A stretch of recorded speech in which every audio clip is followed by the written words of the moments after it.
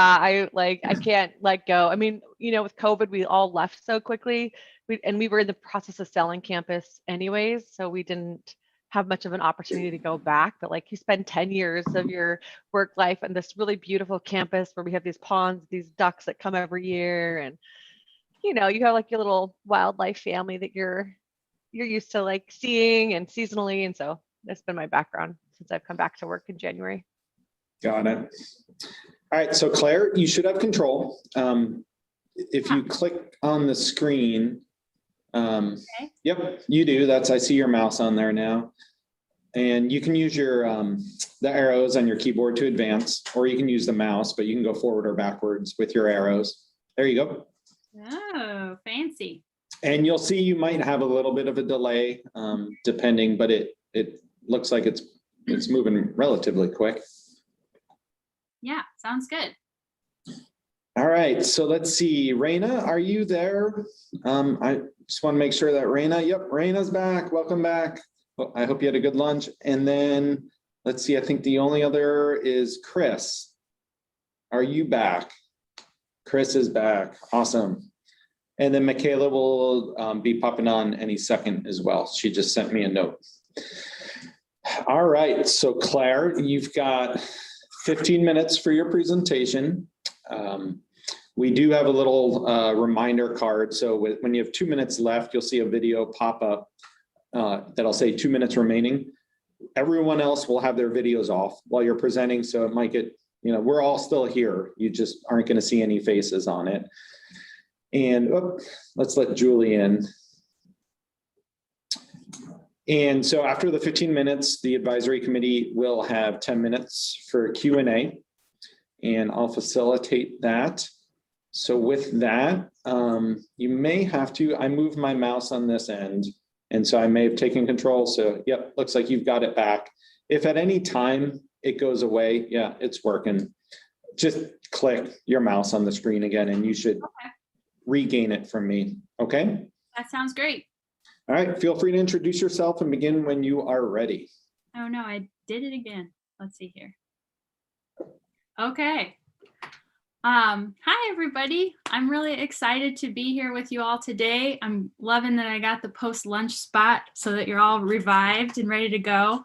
My name is Claire Boris. I'm the Events and Outreach Associate with Great Peninsula Conservancy, and I'm here to talk with you about the Land Labs program. In order to do that, I have to tell you a little bit about our organization. We're a nonprofit land trust dedicated to protecting the natural habitats, rural landscapes, and open spaces of West Puget Sound, Washington. And we acknowledge that these are the traditional lands of the coastal Salish, Suquamish, Port Gamble, Sklallam, Squaxin, and Skokomish tribes who continue to partner with us today. GPC's important work is accomplished in 3 ways. We conserve land, we steward land, and we connect communities with that land.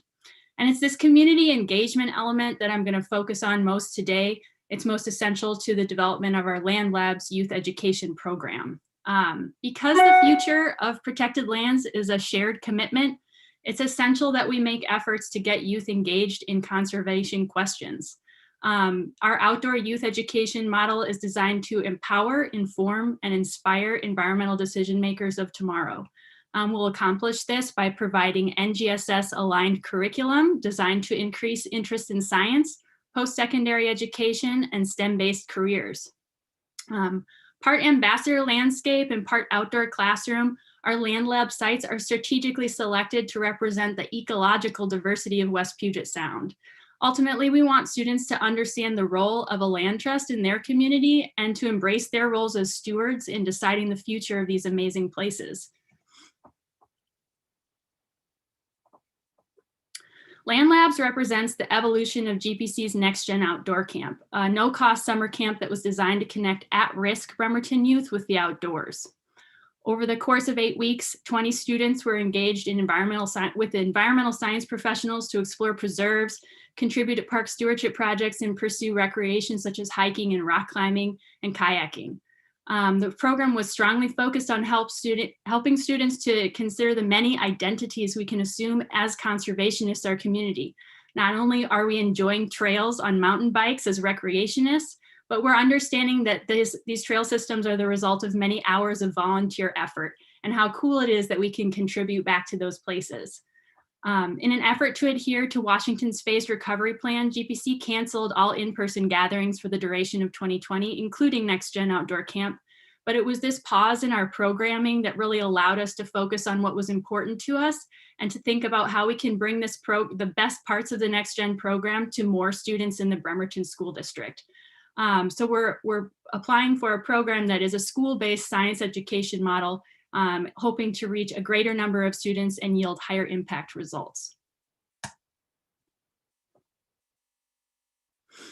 So after a hard year, it's time to get students back outside.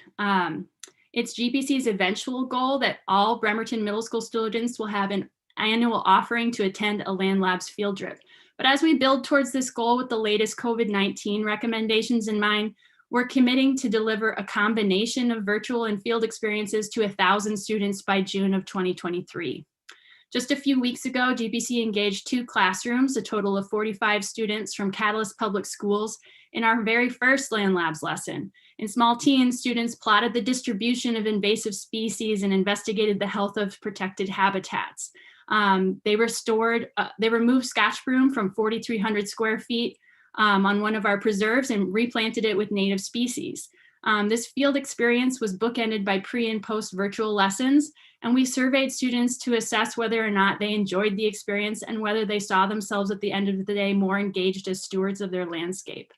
And we believe that this 6-hour model of guided exploration, investigation, and stewardship lends itself well not only to the mission of our land trust and the needs of our teachers, but also to the interests of our local students. We plan to replicate this model in the fall at 3 different Land Lab sites.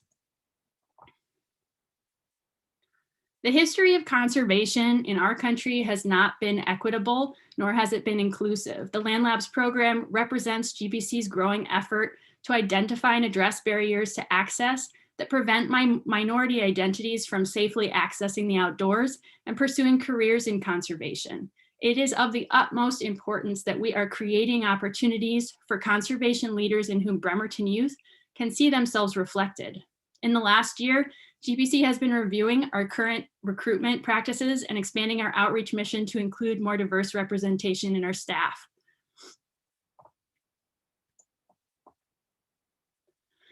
GPC is requesting $150,000 from RCO's No Child Left Inside grant process, and we bring to that a match of $117,194. Tasked with greater managerial responsibilities directly related to the growth of the Land Labs program, we hope to direct a significant portion of this funding towards staff time and program management. Additionally, the NCLI funding will allow GPC to better address some of the barriers to access preventing urban schools from enjoying the benefits of outdoor education, namely transportation and supply costs. This question of essential supplies ties neatly into our very cute photo at the top right of the screen. We're thinking about creating sustainable systems for this growing program. And rather than spend $250 to $300 every time we take students out to one of our GPC preserves, how can we invest in the facilities that we will need, especially with COVID continuing to be something that we consider, to have those hygienic facilities readily available at an affordable cost. Ultimately, any program success is determined if after working people, they'd like to work with you again. But more specifically, we plan to evaluate program success by tracking the number of students reached, the number of engagement hours per student, and the results of student pre and post surveys to assess lesson effectiveness. In addition, we're working hard to develop our partnerships with Bremerton school districts, curriculum teams, science teachers, and parents, and we're asking quality questions, we're listening, and we're taking good notes. If you're not very familiar with the Bremerton area, you may have passed it on your way to the Olympic Peninsula. And that's the way it's often described to me, as a place you drive past on your way to somewhere else. But if you did take that highway route to the Olympics, you may have slowed down just long enough to ogle the warships in our shipyard. Home to the Puget Sound Naval Shipyard and the Bremerton Annex of Naval Base Kitsap, Bremerton's economy remains greatly intertwined with its Navy town identity. This also affects the culture of Bremerton schools, where students feel less invested in their community because they feel they will only be here for a short time. We have the luxury of living in the Cascadia PNW outdoor mecca, and yet some of these young people have never been to the edge of the stream and never seen a salmon. So for the students aged 10 to 14 that our program will serve, the simple fact is that resources are located elsewhere. Outdoor education opportunities are just north, just east, just south in the more affluent areas of the peninsula. 64% of students in Bremerton schools receive free or reduced lunch, and the degree to which COVID-19 has impacted the economic health of their families is still unknown. Although GPC's conservation work spans the greater Kitsap Peninsula, we're excited to offer greater resources to students in the community where our office and operations are centrally located.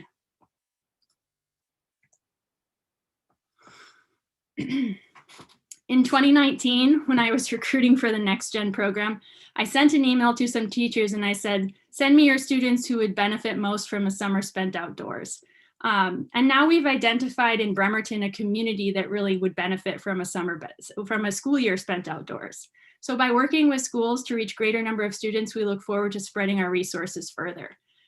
Despite the challenges of COVID-19, we reached out to teachers this winter to ask how we could support them and their students. We put together a 12-part presentation series through the Land Labs program, connecting the work of local environmental professionals with 500 students from Mountain View Middle School. We talked about whale evolution and egg napping and camera traps, which was great fun. And so although virtual learning is no substitute for getting outdoors, there's no arguing that the idea of wildness in any capacity is inspiring to students, and kids need it in their lives in any way they can get it. As I mentioned, 64% of students come from low-income families in the Bremerton School District. 48% of students identify as non-white, and 10% are English language learners. Unique to the Bremerton community, we have a growing population of Hmong speakers, which is an indigenous language from Guatemala. We're seeing these students more and more in our programming. Finding these students opportunities to really connect with their outdoor environments is increasingly important. The barriers to access that we see in Bremerton are disappointingly unexceptional in the ongoing question of equity in outdoor spaces. As a community with greater racial diversity, we see more transparently the effects of systemic racism, of the accrued interest in generational poverty, and the impact of a global pandemic on an already struggling community. Working in the conservation field, there are some moments of impact that left a mark on folks who felt the inspiration to get involved in conservation. And oftentimes that moment came in the form of an invitation from a trusted adult who said, come with me, it's safe, I'll teach you. And for many students in Bremerton, that invitation is the missing element. The outdoors remains unsafe because you don't look like everybody else in the outdoor spaces. The outdoors remain exclusive because it requires special shoes and fancy equipment. Or the outdoors remain packed with painful history because it represents land that was taken away, or because the laws excluded us from enjoying it. This photograph was taken on a Next Gen field trip to the Japanese American Exclusion Memorial on Bainbridge Island. It was one of those high impact moments when students really connected with the history of a place in an outdoor setting. The barriers to access that we face in Bremerton are not unique. Systemic racism, poverty, and now the added impact of COVID-19, but we have to name these things in order to be able to address them. Across the board, and maybe it's just because I'm from the Midwest, but I'm constantly taken aback by the generosity of partners in the Pacific Northwest to fund and support with time and energy outdoor education. Those who have given to us, thank you. We're very, very appreciative. And those who are seeking funding for or partnerships with, we're excited to work with you in the future. We're especially thankful for the support of AmeriCorps Vista and the Russell Family Foundation, who've contributed funding to make the program happen. And also the project-based funding that we're continuing to seek out and receive from folks like Land Trust Alliance and Puget Sound Restoration Fund. The question we face at the moment is how to build a program, how to build sustainable systems that will support program growth. With the addition of 4 AmeriCorps Vista members in 2021, we ensure that Land Labs will be attractive to both grant funders and private sector donors. We've recruited an education coordinator, a site coordinator, a volunteer and outreach coordinator, and a development coordinator, all of whom are focused on creating a program that's sustainable, creating systems that are inheritable in the culture of GPC.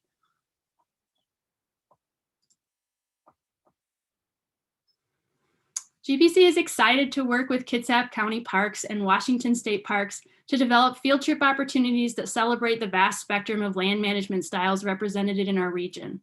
GPC preserves are not parks. They lack many of the basic amenities that parks provide. Trail systems, restroom facilities, parking lots. So these opportunities to engage with and juxtapose the benefits of these various land management systems represent an incredible opportunity for students to develop a really well-rounded ethic of conservation and stewardship and recreation. We are in the process of developing a sister landscape model, which is really just the idea that we strategically pair GPC preserves with public parks with similar ecological character. An example of this is at the Klingel Brian Beard Wildlife Reserve, where we're working with Puget Sound Restoration, not only to restore that shoreline along Hood Canal, but also to do some ongoing Olympia oyster recovery monitoring. They have an ongoing data set that they started several years ago at Belfair State Park. So partnering with the park and partnering with GPC and partnering with Puget Sound Restoration Fund builds this really robust unit that brings community science and recreation and preservation to the same table, which is such a beautiful thing when you see it happen. Similarly, on the county level, we have an upcoming project at GPC's Grover's Creek Preserve in coordination with North Kitsap Heritage Park. We'll be working with Kitsap County foresters and volunteer coordinators to develop curriculum that celebrates two complementary landscapes in the mission to manage climate resilient forests for the future. So ultimately, I'll leave you with this parting shot if I can get it to play. Thank you for your time and for your work to bring outdoor education to Washington's youth. This is a shot from the Catalyst Public School field trip we did over the Earth Day week. Students were planting trees and building community and getting out from behind their screens for the first time in a year. What was most impactful about this field trip, I think, is watching students who literally had not met their classmates. They'd been in school for a year and had never met their classmates. So what a cool opportunity to have a GPC preserve be the site of such community building. And may we all look forward to getting out from behind our cameras and our Zooms and back outdoors. And that's kind of what I got for you folks. Thank you so much. All righty, thanks so much, Claire. Yeah, that's a neat drone video. I was waiting for something to drop from the drone when I first saw it. It was exciting. All right, questions from the committee? Let's see, we'll start with Melinda Posner with Washington State Parks. Thank you. Thank you very much, Claire. I like that, your last missive to all of us, and I like seeing those kids from way up high. My question is, we talked about youth recruitment and that you're expanding so that you can recruit more diverse youth. Can you say a little bit more about how you're doing that? Yeah, absolutely. I think most importantly, we've focused our efforts in the Bremerton School District, which is already a representative of a more diverse demographic representation than the rest of the Kitsap Peninsula. Prior to COVID-19, when we had the Next Gen Summer Camp, we really worked hard to be inclusive of student recommendations from Kitsap Immigration Assistance, from the Marvin Williams Center, which is located in central downtown Bremerton and is sort of a cultural hub for the African American community and the church communities there. So reaching out to those groups at present, we're really focused on getting a program built that we think is a clean, quality, systemic process that is going to be self-sustaining. And then as we get more confident in that model, reaching back out and bringing in students from community groups. But that's kind of in the longer run of a 3 to 5 year model, whereas this is just really our first year of applying a school-based program. But we think we've pretty strategically identified a school system that supports that mission. Great, thank you. Thanks, Melinda. Other questions from the committee? Let's go on to Kelly. Hi, Claire. Thank you for your presentation. I also like the aerial view at the end. You talk about in your sustainability about the 4 AmeriCorps Vista members being and important to ensure that it's attractive in the future. What is the commitment of the AmeriCorps members? I mean, is it 1 year or 2 year, and how does that fit in with your sustainability? Yeah, we applied for an AmeriCorps Vista grant last fall in the wake of finding out that COVID had dashed our dreams. And we got a $92,000 capacity building grant to recruit 4 AmeriCorps Vista members who are volunteers in service to America, who basically give of their time for 1 year to build capacity building systems for nonprofit organizations. And so it's also been an opportunity to field folks who are very, very qualified and competent and have like amazing energy and enthusiasm that they're bringing to the table, and helping them get to whatever's next after this year of service, whether it's a transition into outdoor education, whether it's somebody who's investigating if they'd like to continue in conservation or land management of some kind. And so something that's really important also to this process is not only are we building a program, but we're creating, at least for 3 to 5 years, because that's about the amount of time that AmeriCorps Vista is set up to support growing operations like ours.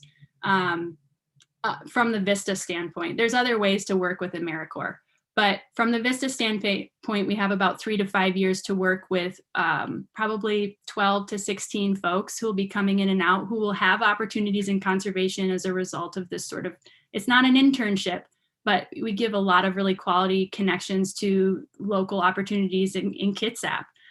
So it's been really great to work with these folks. We're really excited. Okay, thank you. Thanks, Kelly. Jamie.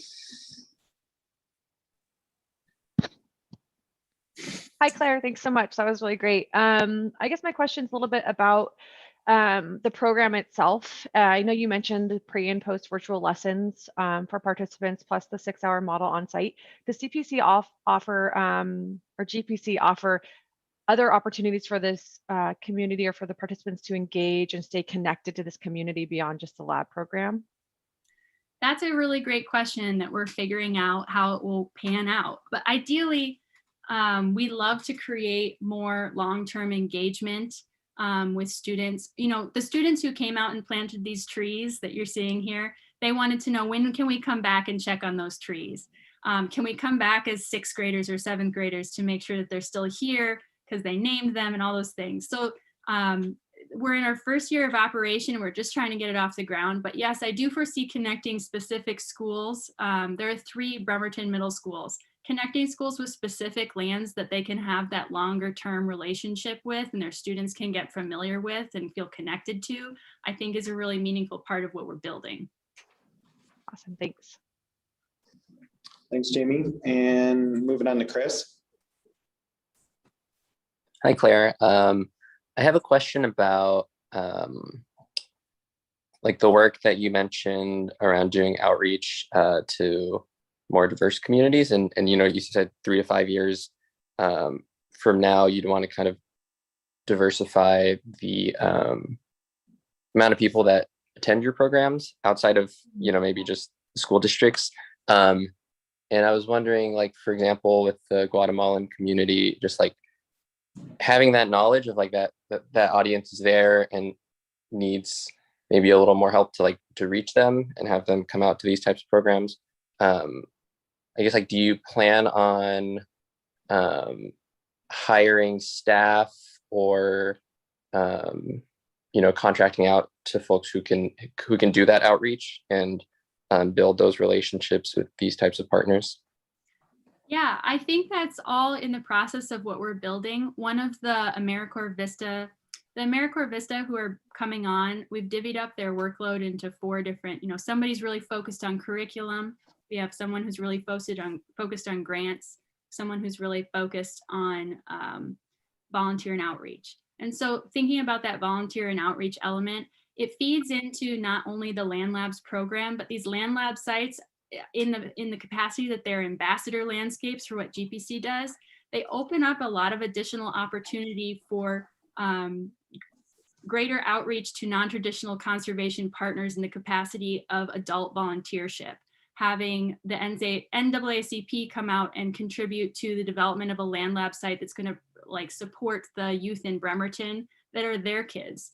That sort of like tendril effect and that growth and the way that it connects interstitially with all the other elements of what GPC does is one of the most exciting things about this program, I think, because it makes, if you think about a land trust and what we bring to the community, and you think about our greatest resource, it's the lands that we're protecting.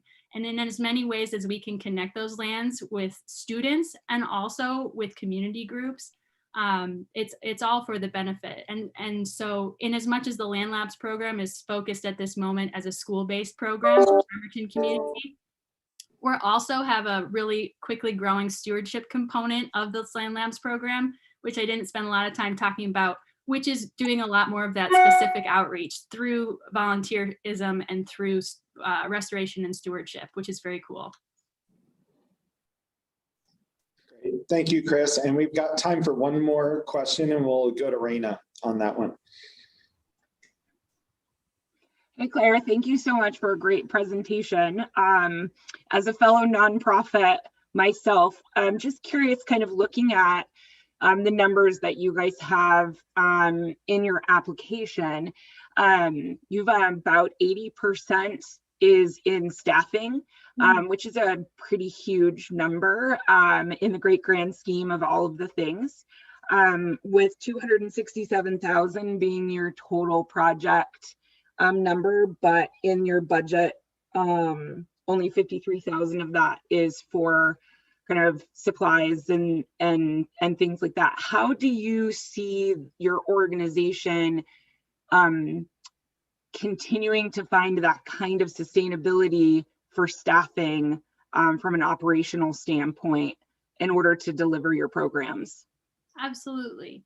In as much that the 4 AmeriCorps that we were able to bring in allow leverage for greater support from other organizations like NCLI, having somebody to manage that AmeriCorps element and the growing component that is Land Labs will enable us to leverage even more so that, and to argue for some elements of our membership who might argue that your traditional conservation mission is to preserve land. What is youth education doing this? And the more we can advocate that our grant writing is capable of supporting these systems and bringing more capacity into GPC staffing, I think will be really beneficial in the long run, especially as we're sort of ground truthing a new program. But specifically, since the time of writing this grant, we've also been fairly successful in reaching out to major donors who have contributed, $10,000 to leverage for future grants for the Land Labs program. Someone who's willing to contribute a house as a future education site, possibly. So it's basically advocating to our membership that this is fundable, this is important, and this is where we have to start to do that at this moment. We're also seeking funding with different community science partners. Puget Sound Restoration Fund is one of those who brings this different level of expertise. And so these little site-specific funding opportunities that are more the $5,000 to $10,000 pop. These are supplementing more of the supplies, the education kits. What this is really asking for is transportation costs to make it as feasible for school districts as possible. And also that to be able to argue for that staff time to say that we can continue to ground truth and grow this program. But yeah, it's an excellent question. I go back and forth about it and we're learning. So absolutely. I'll have to talk to you later about your recommendations. Absolutely. And it's hard because really we should all be paying all of our staff and taking care of our staff. That nonprofit model gets a little wonky sometimes. Keep up the great work. Thank you. Thanks. All right. Well, thank you so much, Claire. Great job in your presentation. And thank you for spending this time with us today. Absolutely. Well, thanks all. Have a great rest of your day. All right, we are moving on to the Swinomish tribe. And I believe I have Jen and Nicole joining us.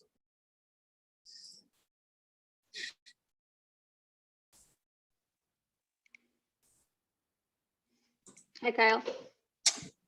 Good afternoon, Nicole. All right, you should see your presentation up. Who would like to have control of the presentation? Nicole? Yes, I will. All right, Nicole, you can go ahead and click on the screen and you should be able to establish control of it. Okay. And you I didn't see can, the prompt like it said I would. How do I know? you have control, so you should be able to just click on the arrows and it should Okay. advance for you. Great. All right. Shall we begin? Sure, so you've got 15 minutes for the presentation and that'll be followed up by about 10 minutes of Q&A. We do have a little card when you get close with 2 minutes left that you'll see flash up. A video will turn on and you'll see 2 minutes remaining, just giving you that heads up. Let's see, I don't think you don't have any videos in your presentation, so I don't have to explain that. So no, I think we're all set to go, and thank you for joining us today. All right. Thanks. I'm Nicole Casper, and I'm one of the team members of the Swinomish tribe, along with Jen, who has developed and implemented the Between Two Worlds Indigenous Science Program. Haslahale, Hasiaya, Jen Sidsta, Talal Chud Sawabj, as Bopolachi Tabuthla Chud. Good afternoon, good friends. My name is Jen and I'm Swinomish, and we are really happy to be here today. We are Swinomish, which means people of the water, people of the salmon. We're a place-based tribe located in the northwest area of what is currently known as Washington State. Our people have been here since time immemorial, and area villages were moved here to the reservation after the signing of the 1855 Point Elliott Treaty. Our tribe has over 1,000 people, with roughly 500 people living on tribal lands, and our students attend the local public high school in LaConner, Washington. This program was developed by our tribe's Department of Environmental Protection. We saw a need for Native representation in the public education system. Since our department is full of scientists, we began this Indigenous Science program. Each session has been developed to best help students learn the importance of environmental stewardship from a scientific and cultural perspective. And while there are many objectives in our program, we really hope to inspire our students to be their best selves.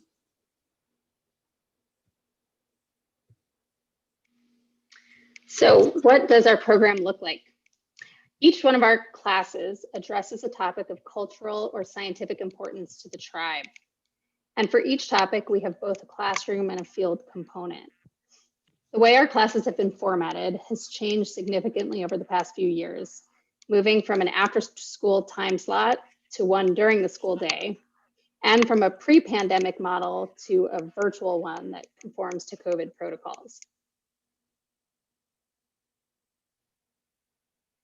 So in 2019 to 2020, because our program was after school, we had extended class time to use in the field with the students, which was great. However, because of student after-school conflicts, we had very low participation. It was typical for only 4 students to show up to class. In the 2020 to 21 school year, which was our second and current year, COVID protocols meant that we had to halt outdoor gatherings. This forced us to get creative in reformatting the program into a virtual one. We also had shorter class periods with which to interact with the students. But because we were integrated into the school day, we reached many more students, 5 times as many, with approximately 20 students registered per semester. So over the next 2 years, the school day will look very different than it does now, barring any COVID restrictions. We'll be increasing the field time we provide by having double class periods and offering extended field trips. And we'll still be reaching a high number of students by remaining incorporated into the class day. And we'll still be able to offer our summer component for the first time next summer, which has been postponed due to COVID restrictions. And here you can see some of the topics that our program offers.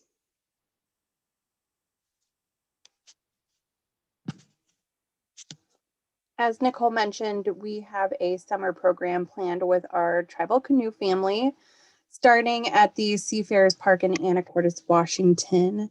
That little red star at the top. We will paddle over to Swadops Park on the Swinomish Reservation, and there we will practice the traditional landing protocol, set up camp, and have a really fun overnight camp out. The next morning, we'll paddle around to Cheb over Hope Island State Park, and then spend the morning harvesting traditional plants and paddle over to Dechoked or Lone Tree Point, which is a culturally important landmark to our tribe.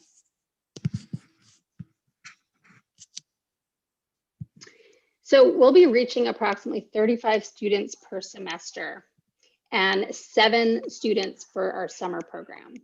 So that gives us 77 students a year. And over the 2-year grant period, we'll serve a minimum of 154 students. In the first year of the summer program, we only have enough canoes and canoe family participants to safely allow 7 students for the program, but we definitely hope to expand that as the program grows. For the BTW, as we affectionately refer to our Between Two Worlds program, for the BTW semester component, with roughly 32 classes per semester, we estimated that the students would be spending approximately 40 hours outside. For the summer component, it's an overnight program, and they'll be spending all 30 hours outside. So some students will only be in the school year program. Some students will only participate in the summer program, and some students will do both. So the average of those 3 options gives us approximately 47 hours per student, multiplied by 154 students. Overall, our program will provide Native and non-Native youth with 7,238 hours outside.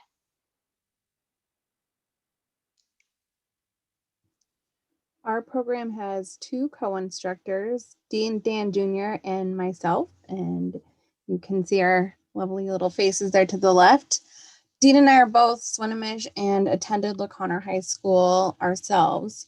We knew that there was a profound lack of cultural consideration at the school, and we were left without the tools to really navigate living in both worlds. And after graduating and going on to Northwest Indian College, we found ways to teach through an Indigenous lens, one of the missing components in the public school system. We were those students, but now we're here creating the program we really wish that we'd had.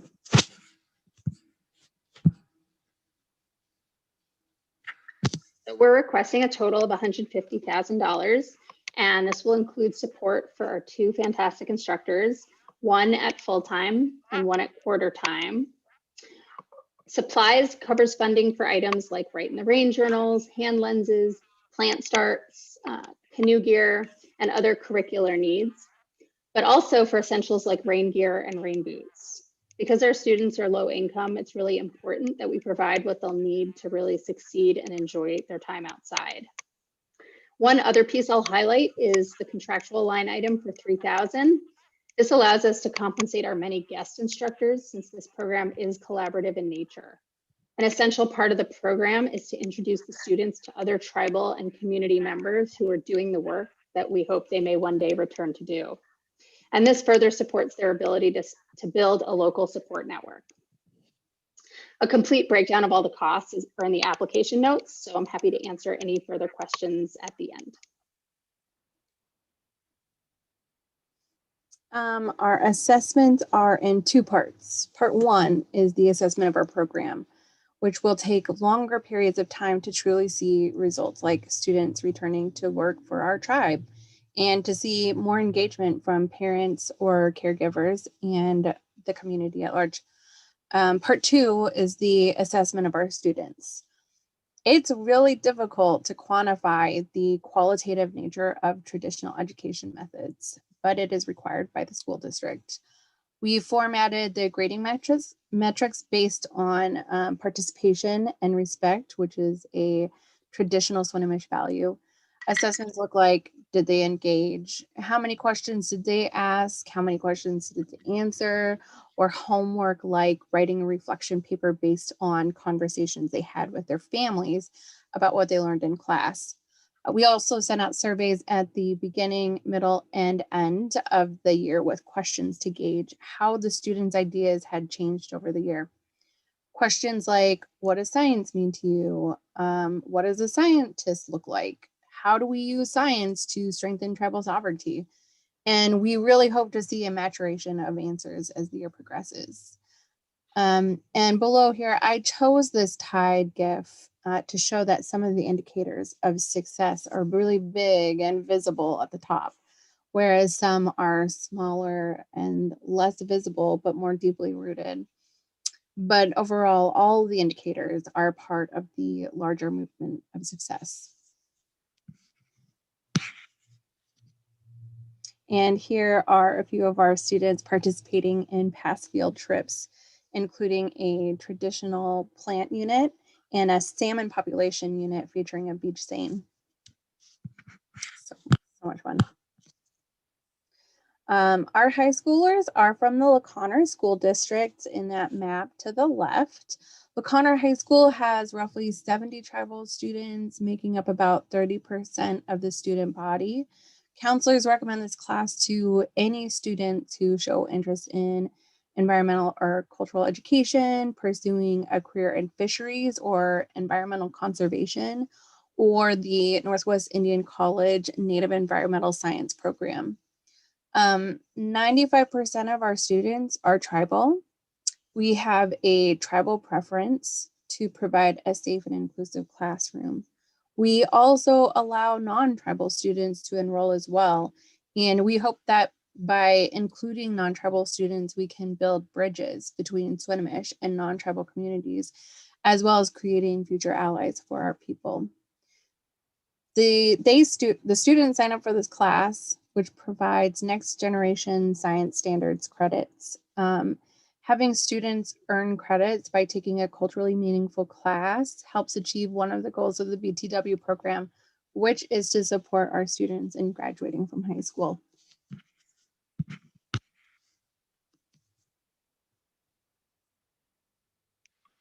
I thought I clicked it, sorry. Here we go.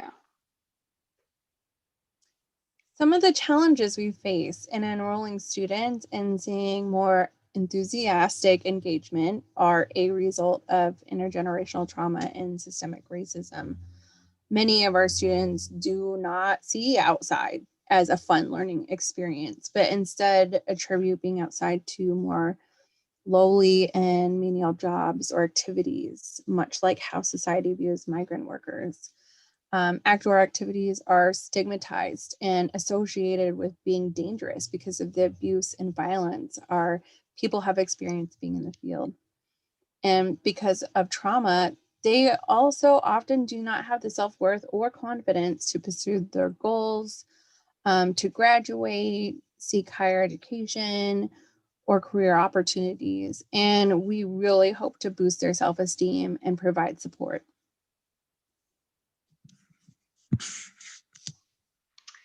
Here are some of the many partners who are integral to implementing our program. The LaConner School District is a primary partner for obvious reasons. Every one of our students is a LaConner School District student. The district provides teacher and staff support and assists in aligning our program to next generation science standards so that our students can earn science credits, which, as Jen said, is crucial to supporting our students in graduating. Deception Path State Park is another primary partner. Kukatali Preserve is located on the Swinomish land and is part of Deception Path State Park. Kukatali is the first tribal state in the history of the United States to be co-owned and jointly managed by a tribe and state government. So we'll be highlighting this partnership to our students as we use Kukatali Reserve as a home base for many of our class units and reconnect them to this ecologically and significant site. Many of the other partners listed here, Falcon Cultural Resources, Skagit River System Cooperative, and others, have been fundamental in developing the cultural and science-based curriculum that we offer in Between Two Worlds. And Swinomish tribal departments at the bottom, one of the reasons we partner with our tribal departments is so that our students can see Native representation in leadership, as well as for career opportunities. So youth education is one of the tribe's highest priorities, and its investment in Between Two Worlds flows from that commitment. We received a startup grant that supported our first 2 years, but it didn't cover all of the costs. The tribe has spent approximately $150,000 since 2018 in support of staff, curriculum development, and supplies. And the tribal community has been enthusiastic about the BTW program and sees that it's filling a real void for its youth. Over the next 2 years, as we move the program through its essentially third pilot phase, we'll continue to build on our initial successes, provide value to our stakeholders, and reach a wider audience. As we raise that profile, it increases the likelihood of procuring sponsorship and funding from external entities. For example, already in the last year, we've been contacted by a university who would like to develop curricula for us. And we've heard from the LaConner School District about possible funding for an additional component to our program. So this grant would be filling the gap, allowing us to further build up the program and have more proven successes until we get expanded community investment like these to support tribal funds. For this program to succeed and become fully sustainable, we need to boost visibility and engagement. The money from this grant can help build the framework to ensure the longevity of our place in the community. We really love to utilize parks and public lands, and starting with Kukatali Preserve there on the right. Brief history of Kukatali. Originally, it was a culturally significant summer home for our Swinomish people. During the allotment period, the area was divided up and eventually sold out of tribal hands, where it stayed in private ownership for decades. Tribal people were prohibited from using the area, and we nearly lost the connection to the land. So now we are trying to revitalize and repopularize the area to our people again. And co-management benefits include a strengthening between state and tribal relationships, which is why the double-headed image on the logo to the right was chosen. And like Kukatali, although Hope Island and Bayview State Park are in their backyards, most of our students have not been to either. Hope Island State Park will be a stop on the second day of our canoe journey, and we'll explore the shoreline and introduce them to the camas that grows there, a historically and culturally significant traditional food. We'll visit Bayview State Park during our Mudflat Safari unit and Native and Invasive Species unit. We hope to familiarize our students with these state parks, which are in their usual and accustomed areas, outlined and protected in the signed treaty, so that they return with their families and continue to see themselves as stewards of the land. This is a quote from one of our students' parents who reached out to us at the beginning of the year. And it is a really heartfelt message to us that lets us know we are in the right direction and making a positive impact for our community. And we can see that our program is not just providing a science program for tribal students. We can also see our part in building a healthy community. And with that, we thank you for your time and we're open to questions. Great. Thank you so much, Jen and Nicole. Great job in your presentation. Looks like we've got a question from Chris. Yeah, thank you both Jen and Nicole for sharing. And I really love just the fact that it's like led and managed by the tribe and for tribal youth primarily. And one question I had was whether you currently or plan to compensate the youth participation. And I know that they gain a lot from the programming, but I guess in terms of like compensation and reducing even more barriers to access, like do you think that's part of future plans that you have? It's definitely something that we've considered in the past, and not just financial compensation, but through internships.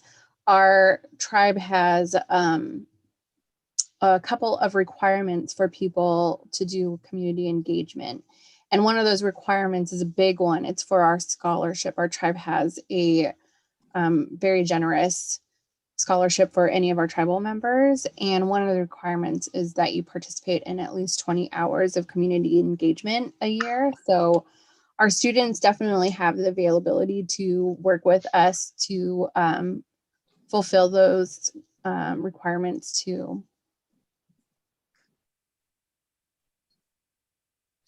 All right, thanks, Chris. Other questions from the committee? We'll give the committee a few more seconds here. Sometimes when there's not many questions, that means you answered them all during your presentation. All right, we got another one from Jamie. Hi, Jen and Nicole. Thank you. I don't think my video's turned on quite yet. It's coming. Thank you. I just had a question about the engagement with the youth in the in-school program. It says that between grades 9 and 12 can participate. So is that they can participate every year, 9, 10, 11, 12, or do they get to participate in the program once in the course of the school program, or what's that look like? Sorry if I missed that in the presentation. No, that's okay. I don't know that we really addressed that in detail. So it's open to anyone from 9th through 12th grade. So they can register for the class in 9th grade. They can register again in 10th grade, again in 11th grade, Awesome. and again in 12th grade, or any of the above. So the program is really designed every year and every semester. We'll have a different offering, not 100% different. There will be pieces that are repeated, but it's designed so that students can take it repetitively and still learn new and different things, but also have the main points driven home. Repetition is always a good thing, right? So the repetition that would be there is really designed to be there and to drive home the main points of the program. Awesome. Did you Thank wanna you. It's offer great. anything else, Jen? It's a really good question, and we get that a lot from people because it could seem really limiting if we have just one semester available for students. And I know that in a lot of normal high school classes, you take Algebra 97, right? And you don't take it again if you've passed. You go on up. And honestly, that's not really the way that traditional education methods work. You don't really move up, you work deeper, right?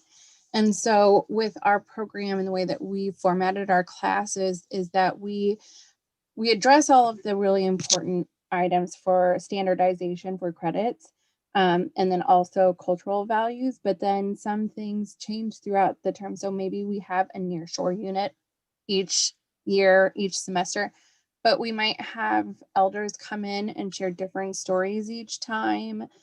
We might bring the students to different beaches depending on the weather, and things that are relevant to what's happening at the time, whether it's fall or spring or summer even. So there's definitely a year-round take on it too. That's amazing. That's really great to keep that kind of seasonal connection. So awesome. Thank you. Thank you, Jamie. All right, any final questions for Nicole and Jen? All right, well, thank you so much, both of you. And we've got a question that just flew in last minute. Kelly. Wasn't a question, just was a hand clap for the presentation. Sorry about that. Okay, I'm sorry. I didn't get the reaction emoji in the corner of the screen. So that was a nice hand clap you got there at the end. So great job. And we'll see you soon. Okay, thank you for your time. Yep, have a nice afternoon. Thank you.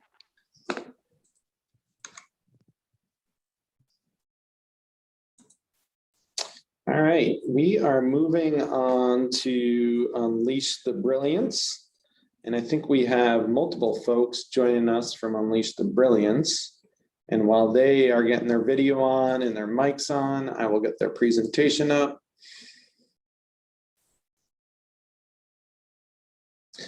All right, we have a big collective of folks. Excellent, excellent. And I'm not sure the order of how folks are going to speak. But I do have a question. Who would like to have control of the presentation, be able to advance slides? Emmanuel, you are going to take control? Okay. Let me pass that over first.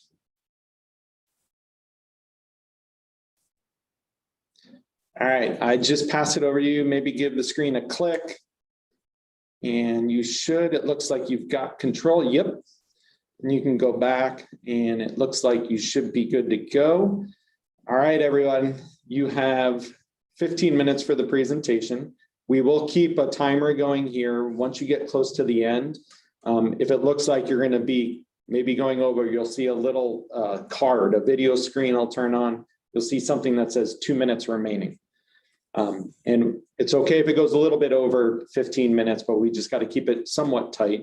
But we're not going to cut you off right at 15 minutes or anything like that. We want to hear all parts of your presentation. And we also want the advisory committee to have that as much time as they can for those questions, because as you may have heard, there's some really good questions that come out as well.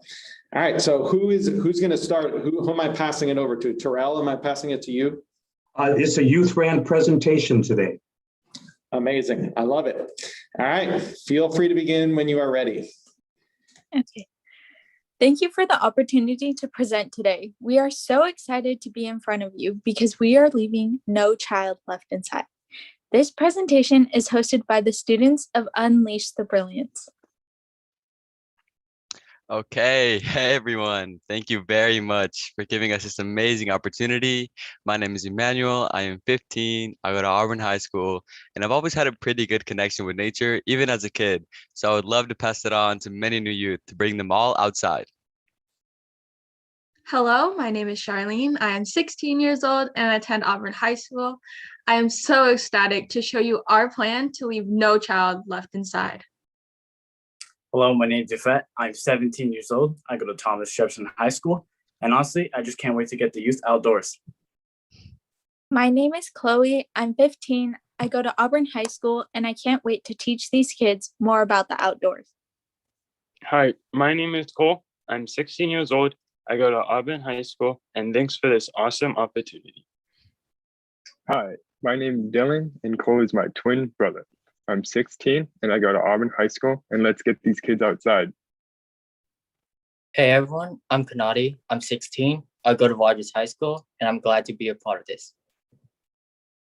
Hi everyone, I'm Hannah. I'm 16. I go to Auburn High School, and I love helping our community. To start off, our program.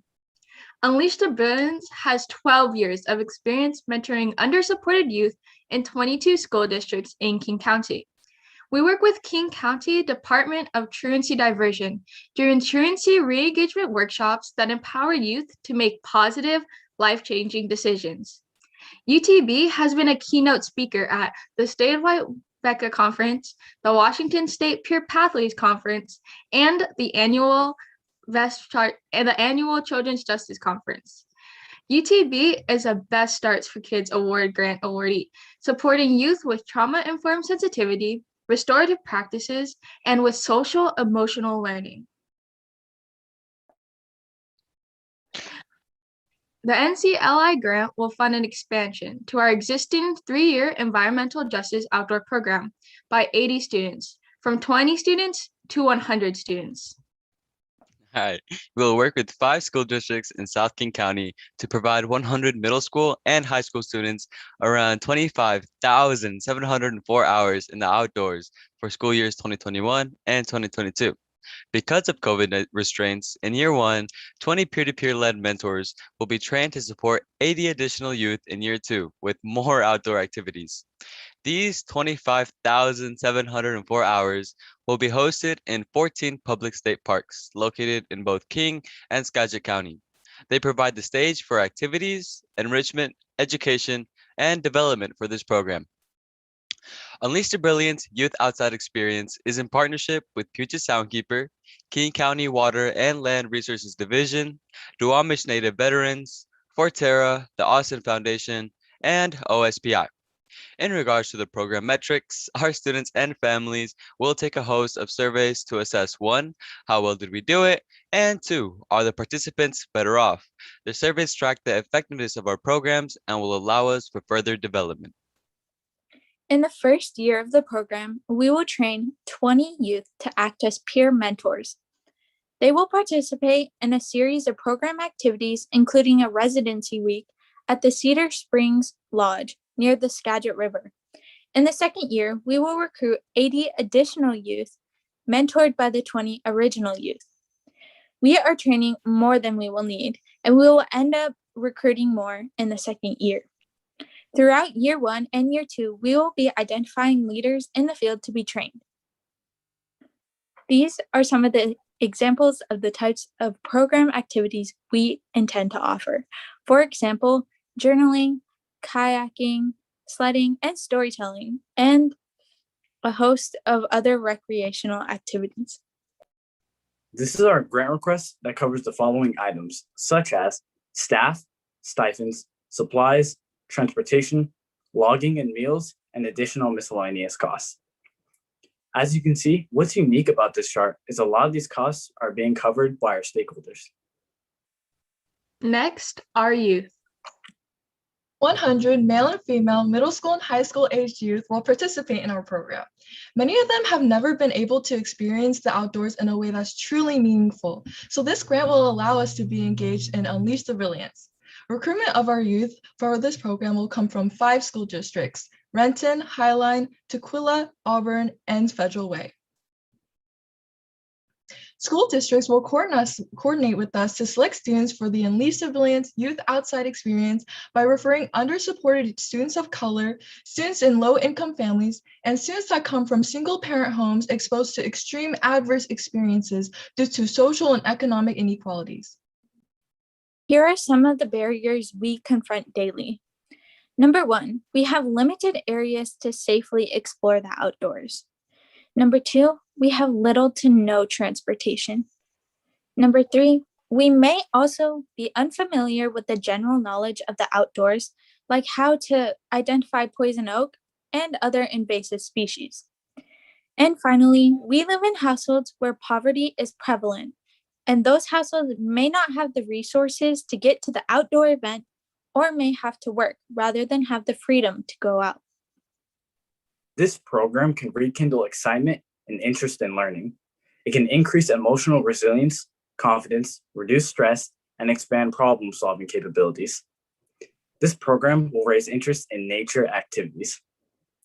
We know programs like this can increase academic performance and improvement in family and peer interactions. This Unleash the Brilliance program will be the first structured program for most of these students, exposing them to the beauty of the natural world, stewardship, environmental career opportunities in environmental justice, and volunteering in our fantastic Pacific Northwest state parks and public lands.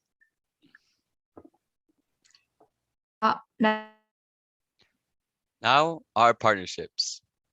The Unleash the Brilliance program will continue to engage its existing long-standing partnerships with Puget Soundkeeper, King County Water and Land Resources Division, Duwamish Native Veterans Program, Forterra, the Austin Foundation, and OSPI. Each of our partners is a recognized expert in their area of interest. Puget Soundkeeper is a member of the National Waterkeepers Association and is nationally recognized for its commitment and enforcement of the Clean Water Act.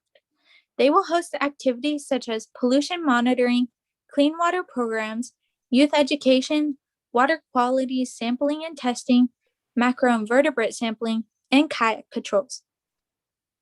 Forterra is a recognized land conservancy steward and regional sustainable leadership. Activities will include riparian zone restorations in streams and state parks.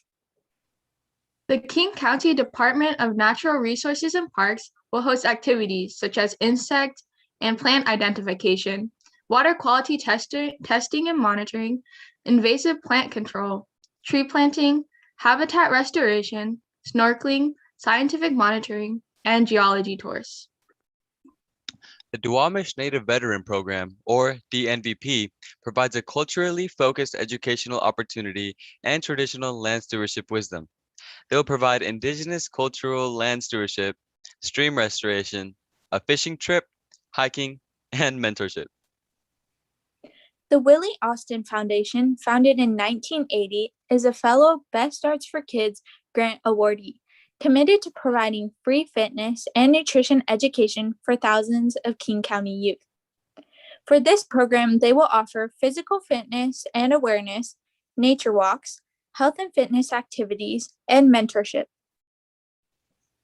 The Office of Superintendent of Public Instruction, or OSBI, is a local government body overseeing public schools.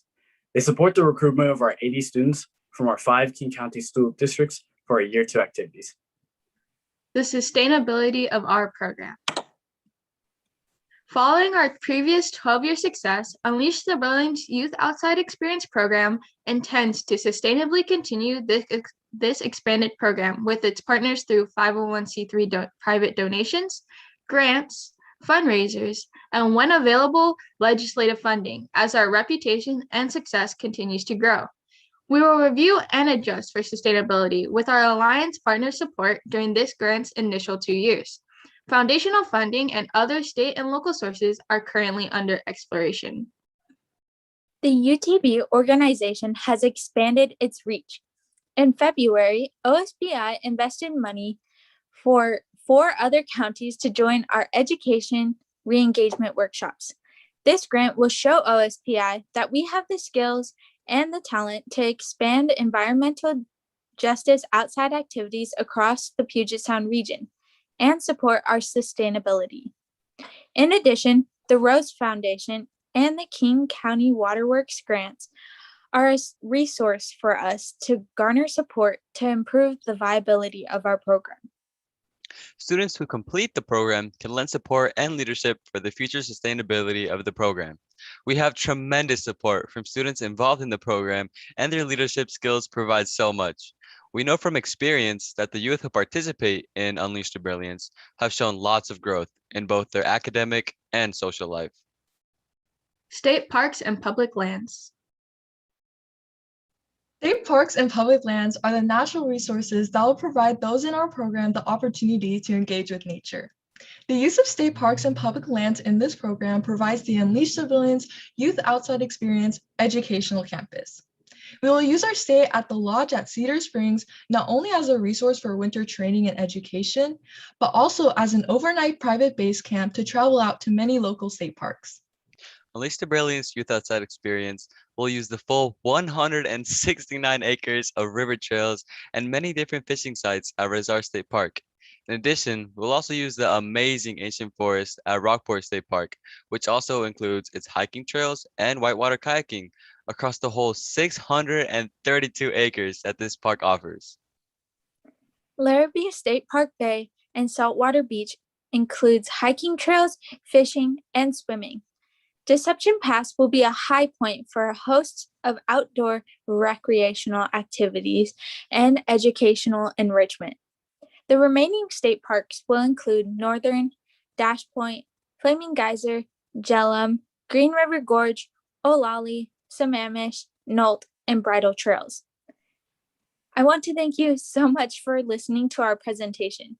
Now that you have heard all about what the program is going to do, take a quick listen at the impact it has had on our youth leaders.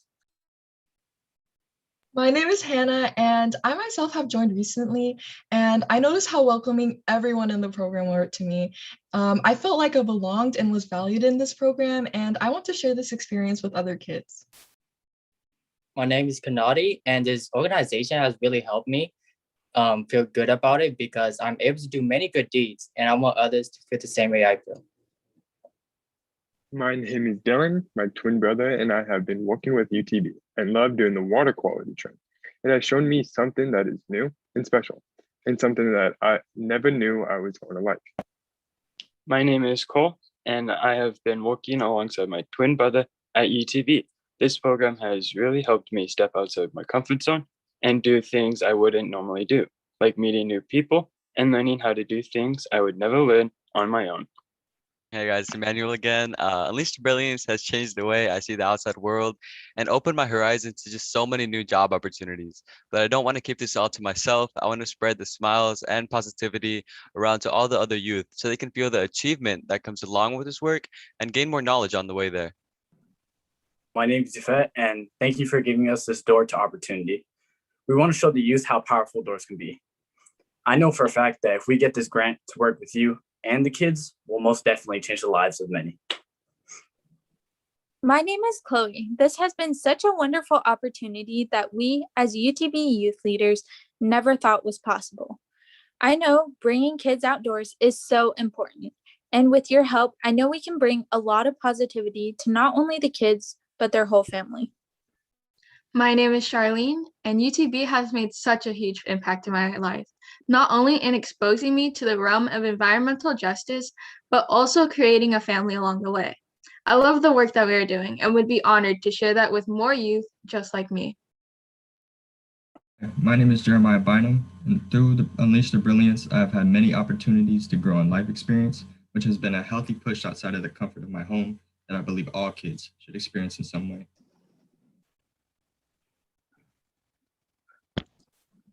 Thank you very much. All right.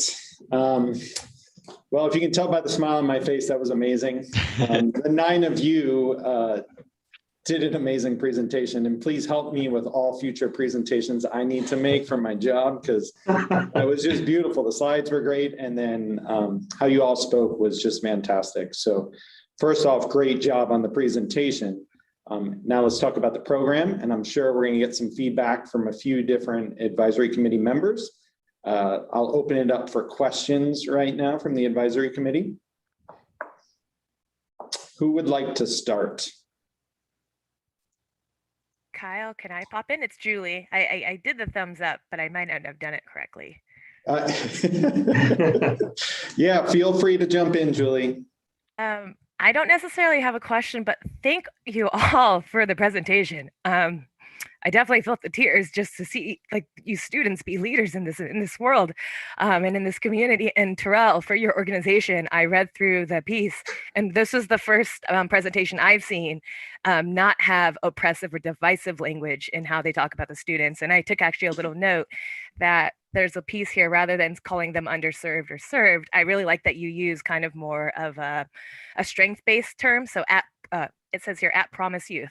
So thank you all for the work that you are doing and for the leading and for introducing me to this organization, because I'm excited to kind of look into it, and I'm in the King County area and might be reaching out. That sounds great. Thank you so much for your feedback. Let's go to Melinda Posner with State Parks. Hi, thank you. Ditto, wonderful. Your timing of having multiple speakers is much better than any of my presentations with groups of people. Very nice. My question is, you talked about recruitment. Maybe you could say a little bit more about you have the partnerships, but exactly how do you recruit the specific students, specific youth for the program? We are far ahead of the game because since we've been in contact or in concert working with Dan Saddleberg, the King County Prosecuting Attorney's Office, hosting all of the truancy diversion workshops for 22 school districts here in King County, we're privy to having access to the school district reps of each district. So we have met thousands of kids over the last 12 years. We have an immediate access to getting their family information, connections, referrals. We have that pinned down. It's been locked down before the presentation. So we're very excited about who we're going to reach out. I think if there's any caveat is the fact that we only get a chance to represent 100 students into this opportunity, and where there's thousands willing and ready to join us. So we have to be very selective, and we're hoping that we can at least provide these 100 a growth mindset away from a possible fixed mindset. Very nice. Thank you so much. Thanks, Terrell, and thanks, Melinda, for the question. Let's move on to Chris from Outdoor Asian. Yeah, thank you, Terrell, and thank you, youth, for inspiring me and, again, putting a smile on my face too. It's really awesome to see that y'all are able to do this and, have the initiative. So my question is about, scaling up from, I think it was like 25 to 100 youth. And, do you foresee, the big hurdles being like staffing, or is it funding? Like what kind of work do you think needs to be done to get a program from like a smaller scale to be able to serve a lot more people? We were intentional about only having 20 for the first year. And there's a reason for that. First of all, COVID constraints. We're still concerned about what is the unexpected looming in the horizon around the COVID reaction. So we don't want to expose all 100 kids to that potential danger. So the first year, 20 of our youth will be doing the reconnaissance, going out, figuring out what's the best case scenario to get our other 80 youth in a safe zone. We'll be recording and filming our activities so that when we present it the second year, at least parents and students will have an understanding of what they're going to be getting into. And again, recruitment and staffing, we have so many adults who love Unleash to Brilliance because it changes their students to be on the path of progress. So they embrace being volunteers, to see their students staying focused on what it means to live the American dream and being linked to it so they can graduate from high school and continue on having a better life. Great, thanks, Chris. Jamie? Okay, that was so good. I was like smiling the whole time, not only because you guys crushed it, because I graduated from Auburn High School, so the Trojans. Yeah, super exciting. I could tell you about, that was a long, long time ago. So it's amazing to see so many youth from that school in this space. And I live actually right next to TJ. So all the connections here, I'm feeling it. I love the mention in the application about the 3-year environmental justice program you're speaking about. And I was just curious, what is your sense in terms of the biggest go get in that for that program at the moment? One of the things that you guys are really excited about, problems that you hope to solve? It would be water quality monitoring, polluted waters. Right now, we host the Lost Urban Creeks, or LUC program, in concert with Forterra, in concert with Puget Sound Keepers. So our students over the last 3 years have been doing water quality monitoring, water testing, pollution prevention, and just making sure that we can somehow protect and preserve the waters that flow into Puget Sound. So our focus is going to be mainly around riparian zone restoration, invasive species removal. I mean, these young people, they know it. They're able to produce an environment that's going to not just be educational enrichment, but please hear this out. Many of the students that we are going to serve are going to be on a platform where they're going to be getting groomed for greatness. It's going to be flooded with love and compassion. We'll pour syrup on a pancake with positive affirmations. We want them to have a positive view of their future. And if they can see young people leading into responsible lives, they can say to themselves, you know what? I can do that too. And if they graduate from high school under our mentorship, that means that your $150,000 investment gives them a chance to at least earn 40, 50, 60,000 a year. You times that by 100, that's your return on your investment. That's what we hope to achieve. To give us a shot, we'll make you proud. Thank you so much. Thank you. You're on mute, Kyle.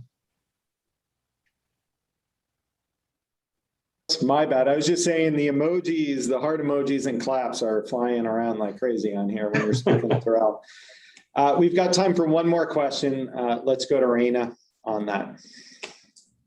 Hey, everyone. I just have to echo, first of all, what has been said. What a fantastic presentation. I was laugh crying in celebration with you. And emotional with Julie as she was sharing what a fantastic program. I love what you're doing. I love what you're up to. I love everything about what you've presented. And I am just simply curious. We've got year 1 under our belts. You've got year 2 in front of you. What does year 3 look like? In year 3, what is year 3? I speak with hyper enthusiasm. OSPI had just endorsed us to go statewide with our education re-engagement workshops. They gave us a pilot program with some grant funding to be able to at least bring 5 counties into our presentation venue. They know about this presentation. And they're super excited about what that means for the rest of the state. Can you imagine the enormous possibilities of us being able to have OSPI support, King County support? We just moved into North Shore just last week. We got a grant to support their disparity discipline, where a lot of students are being kicked out of class time. There could be no more class time lost because of COVID-19. So we're trying to do some mediation and life skills coaching so that there is a responsible result or alternative to suspension and expulsion. We just received our 501c3. We're not under the umbrella of a fiscal agent. So with our 501c3, that opens the door to Microsoft and the Bill and Melinda Gates Foundation. I can tell you irrefutably and indisputably that we are going to keep this program running. Yes, you will. I have no doubt. All right. Thank you. Well, thank you so much to everyone with Unleash the Brilliance, all the students. Wonderful job. And you really are a model for what we hope to see. So great work, Terrell, great work. And we'll be in touch and have a great afternoon. Thank you for this venue. We greatly appreciate it. All right, and committee, we are on our first afternoon break here. We return back at 2:20 with the Glacier Peak Institute. So we'll see everybody in just a little bit over 10 minutes, and we're going to start right on time so we can finish up on time this afternoon. So see everybody maybe like 2:18, 2:19, please come on back. Hey there, Oak. Hey, Kyle. Good to see you. You should go take a break or we can chit chat right now.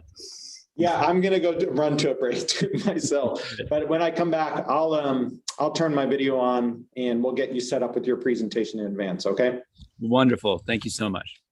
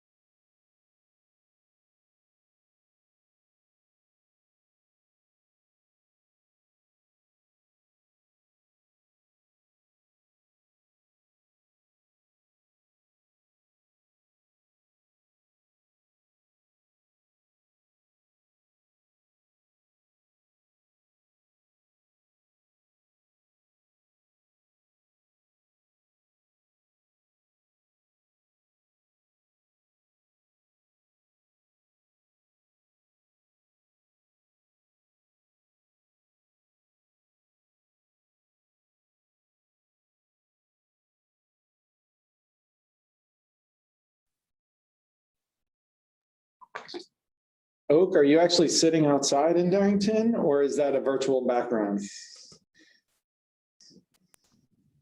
I'm actually sitting outside. Nice. That's much better than the virtual Metal Valley that was behind me. Oh, is that what that is? Yeah, it's in the fall. It's beautiful. I love that scenery. Yeah, I'm in a conference room at the Natural Resources Building on the Capitol campus right now. The bland wall behind me is not nearly as exciting. So, all right. So I will pass you controls just so you can have that ready to go. Wonderful. All right, you should be able to click on the screen now and establish that control. And you can use the arrow keys on the keyboard to advance forward and backwards. Wonderful. I don't have control yet, I don't think. Yeah, I think you do now. Yep, that's your mouse I'm seeing on the screen. Okay. Go ahead and just press an arrow key. There you go. Oh, okay. There's just a delay. Yeah, you're probably going to see a little bit of a delay. And that just sometimes the further away you are or internet connection, it delays a little bit. So just know you probably have like a second or two delay on the slides. Yeah, I'll be ready for that and try and incorporate that in. It's internet, as we've talked about before, is a very limiting factor here in our rural communities. It is. All right, well, we'll wait till everybody gets back here right at 2:20 and we'll get started right on time, okay? Wonderful, yep.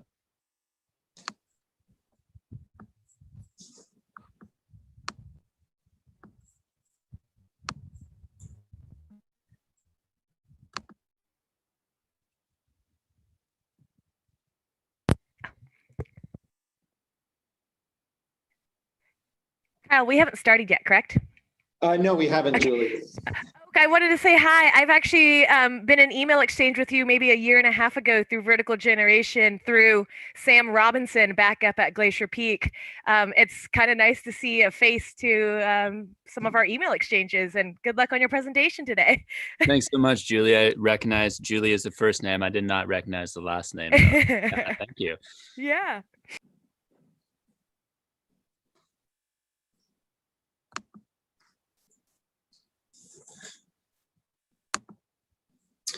All right, I think we should have everybody back. If maybe all the committee members could just give me thumbs up or click your video on really quick so I can just see you're there. I see Kelly, I know Julie's there, Jamie's there, Michaela's there. All right, I think we've got everybody. Raina, Chris, good.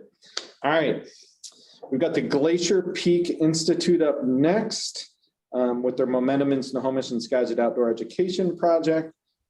We have Oak Rankin here to present. Oak, you've got 15 minutes for the presentation. We do have a little card that will flash on the screen when you got 2 minutes left if it's looking like you're close on time. Most folks have been finishing right around 15 or a little bit over, and that's fine. I'm not going to cut you off right at 15, but we do want to save time for the questions. So it'll be followed up with 10 minutes of questions. Feel free to introduce yourself and begin whenever you are ready. Wonderful. Well, thank you so much, Kyle, for that introduction. And thank you everyone on the committee for joining us today and your work and volunteerism to make this happen.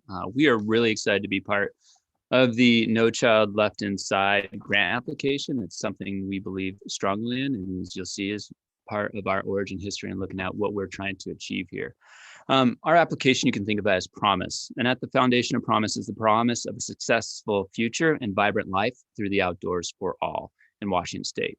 Washington State, the identity of the outdoors, or the identity of the state itself is really tied to the outdoors. We look at the marketing, the advertising, what happens. And this grant will fund and create access to the outdoors for diverse communities that are oftentimes don't have access and underrepresented communities outdoors. A big piece of this is rural, urban, together, outside. So a lot of people don't understand where Darrington is. Darrington, we're tucked away up in the North Cascade region of Washington State, more than 40 miles, 30 miles off of the freeway. This is, first of all, with our land acknowledgement and the lands and the peoples we're on and those we operate with, is Glacier Peak Institute honors the land itself and the indigenous peoples shaping it for millennia. their continued care today and the future. Glacier Peak Institute lives with the Soxswatal, Still-Squamish, Tulalip, Swinomish, Upper Skagit, and more tribal lands. And again, this is a really unique region that these tribes bring a unique history to in these places. And so really understanding where Darrington is key to understanding the struggle and the opportunities faced by this grant. For many people looking at Darrington, you see this rural area, but before you even hit Darrington, you see other rural areas, and not all rural is the same. This is something of a struggle I've had people struggle to understand, is the struggle of Darrington and the outdoors. So if you're in Seattle or you're in Everett and you're looking north, you see Arlington is rural, you see Granite Falls is rural, but these communities are much closer to the freeway. And as we step in Darrington and we look back, we see these communities as urban based upon the differences in the workforce and where they can work. And we'll see later on the economics itself as well. Again, Darrington is located surrounded by mountains, and beautiful mountains in place, and you would think that the kids get out here readily, and that's not the case. So the history of Glacier Peak. In 2014, there was a landslide that killed 43 people within our community. Before this slide, we were struggling. Youth were no longer getting outside. Schools had been cut by a third. There wasn't a lot of economic opportunity within the community. There was a high number of ACEs, and there is today of adverse childhood experiences. And there wasn't help coming within the community. So how, when there's a sudden disaster, do we turn this around and find a positive path forward through investing in our youth? And we did that through the creation of Glacier Peak Institute. Youth were no longer getting outside, and that is a foundation of many rural communities, as in all within Washington state, of a connection with place and the environment and caring for that. So we created Glacier Peak Institute with the following mission. We empower youth to build resilient and sustainable rural communities and healthier ecosystems across the Glacier Peak region of Western Washington through innovative, action-based education programs, integrating science, technology, recreation, engineering, art, mathematics, and skill building. And you'll see that STEM is a piece of this. And as we go further on, you will realize why it is so important to have STEM as a piece of this. All right, so the program overview. Key to our mission here is saving lives. This is a promise, the promise of the outdoors, and a key piece of why we run outdoor programs is to save lives. It's been seen that we have very few resources and services reaching our rural communities, and kids are no longer getting outdoors, but those kids that oftentimes come from a more difficult background, to help them succeed in life, we noticed that those ones getting outdoors were more successful. And so we made the outdoors a key piece of all of our programs.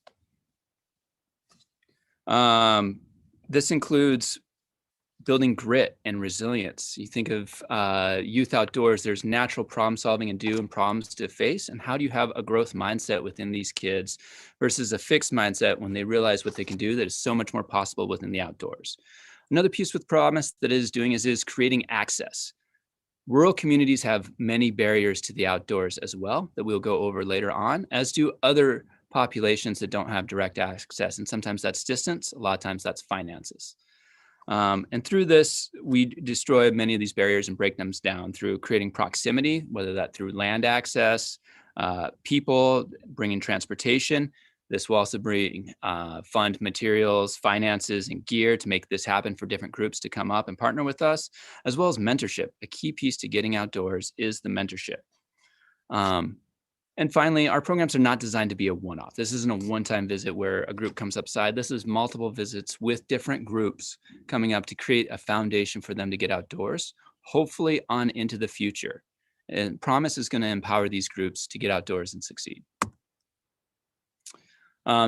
Within this, we're going to serve over 750 youth. We're partnered with over 20 other organizations for 450 programs and hours that are consecutive. So we're going to have 2016 program hours out there with 450 outings. And these are going to be consecutive visits. A big piece as well is developing the STREAMS curriculum. Our schools are hungry for this curriculum. They haven't had access to programs coming up and visiting these rural communities and creating this, as well as we're bringing in a number of community volunteers and other experts to work with these populations.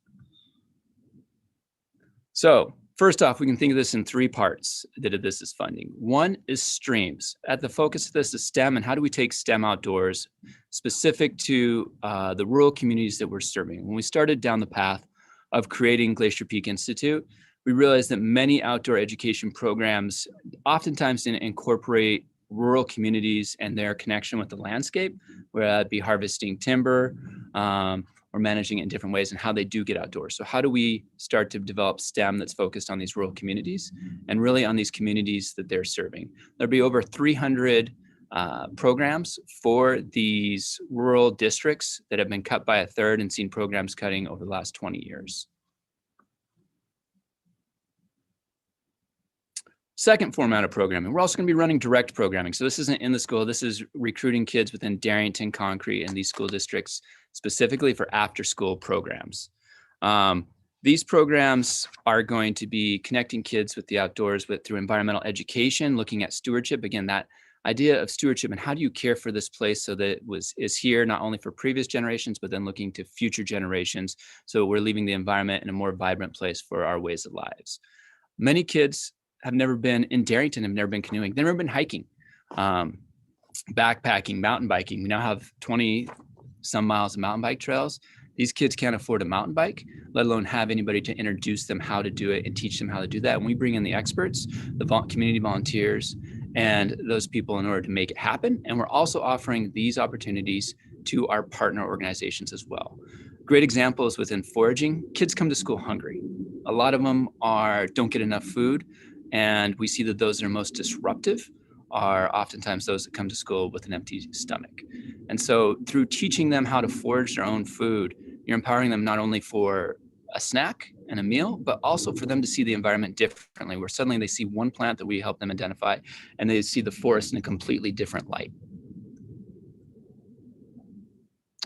So with our partner organizations, we have over 10 different partner organizations that will be offering programs to as well. This is an introduction to the outdoors. And why this is able to be successful is that we're culturally humble. We have seen how programs skip over Darrington. We see the school buses go through to the North Cascades and don't reach the school district with the highest poverty here. And we realize in these oversteps that other schools have not had access as well. So how do we create partnerships with diverse communities and interest and bring those communities up here to take them outdoors and have them not only be up here, but then offering us a greater understanding and access to new information and knowledge of how to access the environment, of arts, of culture, of technology that we don't have access to as well. And these partnerships have been really great and vibrant for our youth and our community, as well as for those partner organizations coming up here. All right, so an example of programming. We don't have, many people I've talked to have struggled with understanding how all this comes together. One example is mountain biking. First off, we teach the youth how to manage a mountain bike. How do you fix the gears and see how it all fixes up? And you can think of the engineering and the crank and the power shift or different efforts of force within that. Next up, you have riding as a piece of this. And so the riding, that's fun. You're feeling the thrill, the wind through your face. But you're also learning how an angle works and moving your body and the force and the gravity and friction that you can suddenly see brought to life and the effects of your fixing the bike earlier. While we're out bike riding, we're also having the kids look for insects, look for bugs, looking at adaptations of different creatures and plants. And then we have a microscope out there for them to go ahead and look at these underneath and talk about. This is really a full body experience of what we do and focus on, of hopefully empowering the youth to eventually be independent of us and get out there to have a vibrant life, either mountain biking or any of these other activities that we are providing.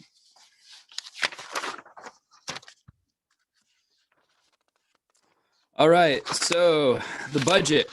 2/3 of this budget is in kind.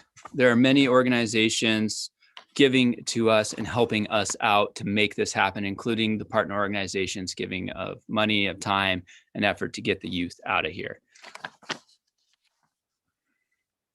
Some of these organizations are just providing in-kind only, helping us with materials for our greenhouse programs, helping us with mentorship and leadership in the outdoors, helping us teach youth how to raft and do these programs. Amount we're requesting, and so we won't see those previous 8, we won't see them again within here, but understanding that they're there. and that they are helping us out, and many more organizations. Again, this in-kind is a very conservative amount based upon how we can, as a grassroots new organization, account for all these finances and piece. We estimate it to be much more higher than this. The amount we're requesting itself is $150,000.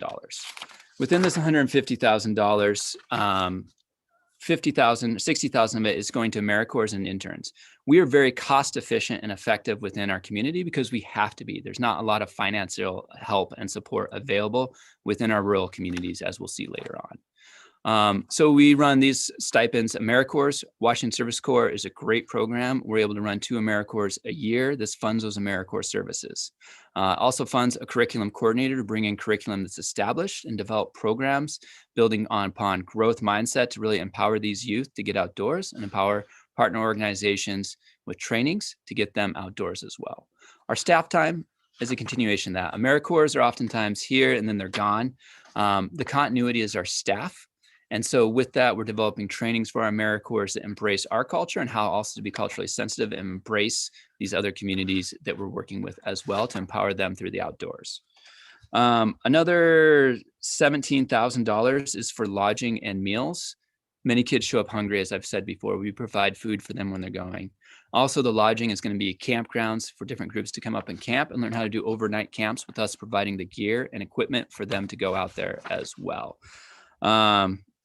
Within equipment, we've been establishing a gear library over the last several years. And that gear library we offer to youth for free to come out and use, so that we're developing more of this outdoor culture that has not been happening in our community for the future. And $16,000 in transportation. Many of the youth in our community lack access to transportation. You may think that the outdoors is right here, but how do you get to the top of that mountain is very difficult. It's a long drive, several miles up that way and around, and people don't have transportation, as well as our partner organizations coming from long distances. I was very surprised, and we really want to help them out, by the lack of transportation in these areas to get up here and their access to that. And so we'll be working to provide transportation through this. And finally, $13,000 for supplies. We also have our gear library, as I mentioned earlier, that we'll be utilizing for this, but supplies are needed to get out there safely and have a good time for these youth to not get cold, not freeze, and have adequate shoe wear while they're out. All right, so who we serve. Some of the populations being served is the town of Darrington. A common struggle we live in, and when we submitted this, is the free and reduced meal rate. We often hear that's asked to be submitted in grants. The free and reduced meal rate does not adequately capture the struggle of Darrington. Many people within our community culturally choose not to, or just do not fill out the request for free and reduced meal rate. Instead, we're going to look at the county and see how this compares our poverty and our special education rates, or not special education, our median household income. Our poverty is twice that of the county. Darrington is down near the bottom in blue. It's also, median household income is less than half that of the county. This is a really difficult and struggling place and community. So thinking about that, how do we get out of this? You know, often I ask federally, people like, what is the solution for our rural communities that they're struggling in these things? A common thing that they tell me that happens, and this is just one example, and you can think of it as other marginalized communities of how the help doesn't find their way there. And this also, looking at these lists, remember that these lists are in this order for a reason. It goes by highest enrollment down to lowest, or highest population down to lowest. And so what the solution often is and cited is the secure rural schools distribution, which is specifically set out to help timber communities. But of the $250,000, which is not much, it comes to our county, Darrington only gets $900. That's our percentage of the population. Again, when I hear solutions, secure rural schools is oftentimes cited to help out these timber communities, but it doesn't find its way there. We're more than an hour from Everett. We're more than an hour from a lot of locations. And so oftentimes the resources, the amazing programs that exist do not find their way up to Darrington with the highest poverty rate. A statistic that I feel is more encapsulating of the struggle that we do face is that 1 in 25 youth will be dead before the age of 30. This is emblematic of the ACEs that our community faces, yet at the same time does not get the support to go forward. And this is why we have designed outdoor activities. Is how do we do this affordably and efficiently and save the lives of our youth? The youth we serve. We have current partners from a very diverse group and sets that are coming together for this project that are really interested in it. And one of the reasons why our current partners really like us is we have flexibility and understand working with not strict timelines, working with populations that not necessarily have always had resources and are able to get to places on time or have shifting needs and requirements, that we work our hardest to bend over backwards and make sure that they're going to have a great time and that it works out for them. So our current partners, they have loved our programming and they want more of it. This has been eye-opening for them of the power of the outdoors and how it works working with Glacier Peak Institute and what promise will provide. These programs are just not one-offs. Again, we are very focused on developing a long-term partnership with our current partners and making sure it works for them. Future partners. So within Darrington, as I mentioned before, we have an understanding of what it means to work with ACEs and trauma-informed youth. And that's from experience of the programs that we currently run. The programs that our partners want to have happen and our understanding is directly supportive of them and their need.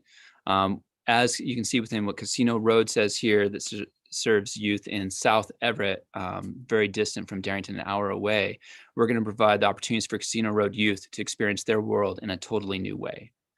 And it's about having humility as we're going out there and wanting to serve and help these youth, but also working within a way that they can be critical of us and refine our programs so it better supports their need. And we're going to be having these youth out there foraging, mountain biking, rafting, and working with them to do overnight trips and hopefully empower their groups to do this on their own in the future.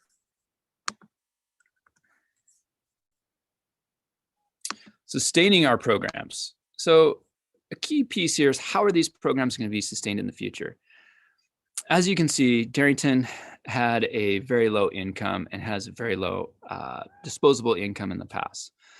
We are very creative, however, at finding a way and solutions at Glacier Peak Institute because we're passionate about what we do and trying to find a way to save the lives of youth. Not just our youth, but all youth, and have an empowered and vibrant life.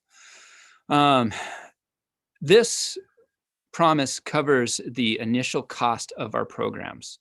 What it also does, and oftentimes that initial cost is the most difficult inertia to get started. And we'll get the wheels rolling and we'll begin our programs and we're going to get kids outdoors.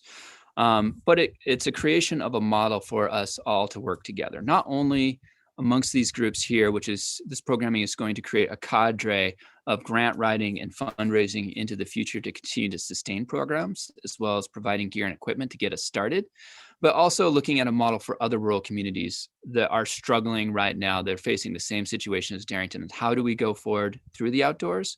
And how do we go forward embracing other communities and bringing us all together through the outdoors within Washington State? It develops a training. So we're looking at this funding of this, developing trainings for our partner organizations so that they can get outdoors independently and succeed and thrive on their own, so that the guides that are taking them out, the people taking them out, are oftentimes coming from the same background as themselves. That makes it easier for the kids to imagine themselves in the outdoors and a vibrancy through outdoor life.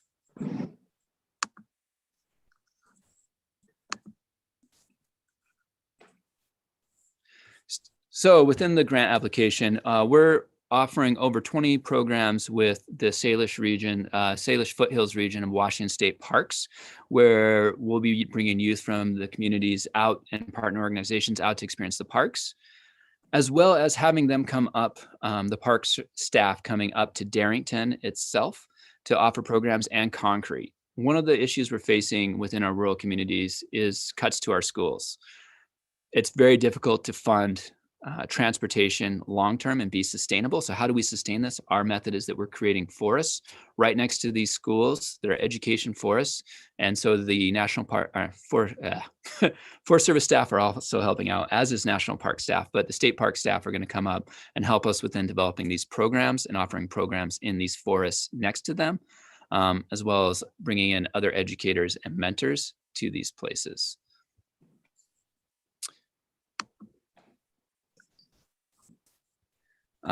Finally, I'd like to thank all of you for this time here today. I really appreciate you taking the time to listen to me and us present Glacier Peak Institute. To recap some of the highlights of this, we are introducing youth to a lifelong passion in outdoor literacy. Without this funding, the project will not happen. In our rural communities, we don't have disposable income, very much disposable income. It's really difficult to fundraise. And so the program will not happen within the next few years without the funding. Funding is essential for these programs to continue. And it's very cost effective. What we are proposing to do here with the Promise funding is a very cost effective and efficient use. Furthermore, it is a bridge builder. What I'm really excited about it is bridging the communities within Washington. It's very representative of all of Washington. And it's investing in youth multiple times to create a lifelong passion and creating mentors. If we're looking at multiple ways of how do we save lives, one of the other ways that picks up of not only introducing youth to the outdoors, but creating mentorship opportunities within these communities to mentor them in the outdoors. And that mentorship is a key connection for oftentimes at-risk youth to be empowered and have a vibrant life they want to live. Thank you for your time. If you have any questions, feel free to ask now.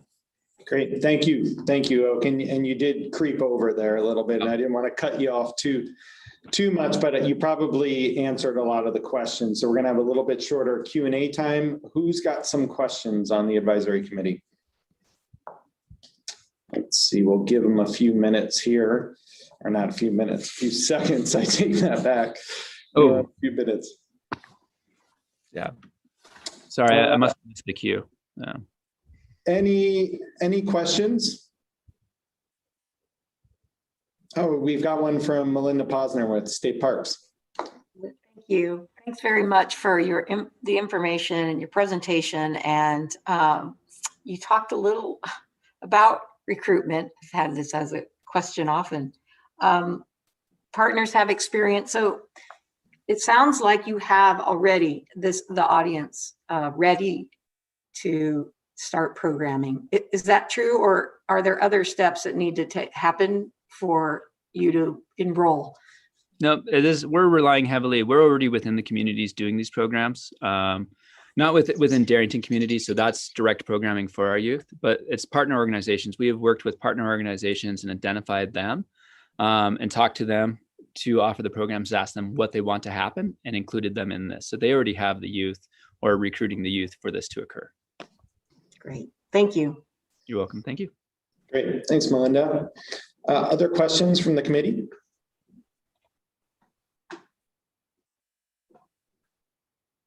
All right. Well, I think you covered it all then, Oak, because I'm not seeing any further questions from the evaluation committee.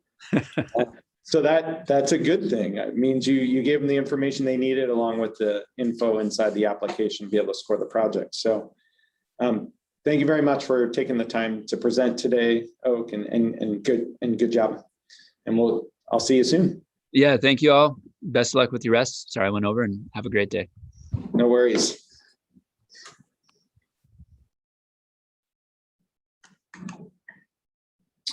All right, moving on to the Hood Canal School District. Let's see, we've got Toby, I see, and I think I saw Shambliss earlier log in, maybe. And Ticey, you're on as well. Welcome, the three of you, this afternoon. It's nice to see all your faces again. And you've presented before, so you know the routine a little bit, but it's been a little bit of time. So you've got 15 minutes for the presentation. We're going to give you the reminders if you're going over. It'll pop up on a video. If you see my video pop up, that means you're really out of time. And I'll try not to cut you off unless we're going way too long to where it's even beyond your actual segment there. So, but I would recommend finishing up within that 15-minute time limit just to give time for all the questions from the panel, okay? Who would like to control the screen? Who's gonna have control today? Toby? Yeah, that would be me. Can you hear, is my audio coming through okay? Oh, you sound perfect, Toby. And Shambliss, are you talking to, I assume, at some point? Ticey and I are going to work on the questions following Toby's presentation. Okay, and so Ticey, Yeah, can you hear me good? you sound perfect too, All Ticey. right. We're just doing a quick sound check. And now I'm gonna pass controls over to Toby. All right, Toby, you can go ahead and click on the screen with your mouse, and then you can advance with the arrows. Yep, you got it. Is it working? Okay. And you might have a little bit of a delay, so you might just be patient if it doesn't go immediately on your end. It's probably going to go, but it might just take a second. All right, without further ado, we've got the Hood Canal School District. It's their Boots and Riparian Enhancement Program. Welcome everyone, and feel free to begin. Hello, my name is Toby Syret. As Kyle said, I'm from the Hood Canal School District number 404. The way we have structured today, I'm going to be presenting the Boots and Riparian Enhancement Proposal, and Ticey and Chambliss are going to be available to help answer questions at the end. We structure this in a way to present the bulk of the information as quickly as we could, and so it might be a lot of information coming at you, but bear in mind we're trying to leave as much time for questions as we can at the end. Let me go ahead and practice transferring the slide to the next one here and see what kind of delay we're looking at.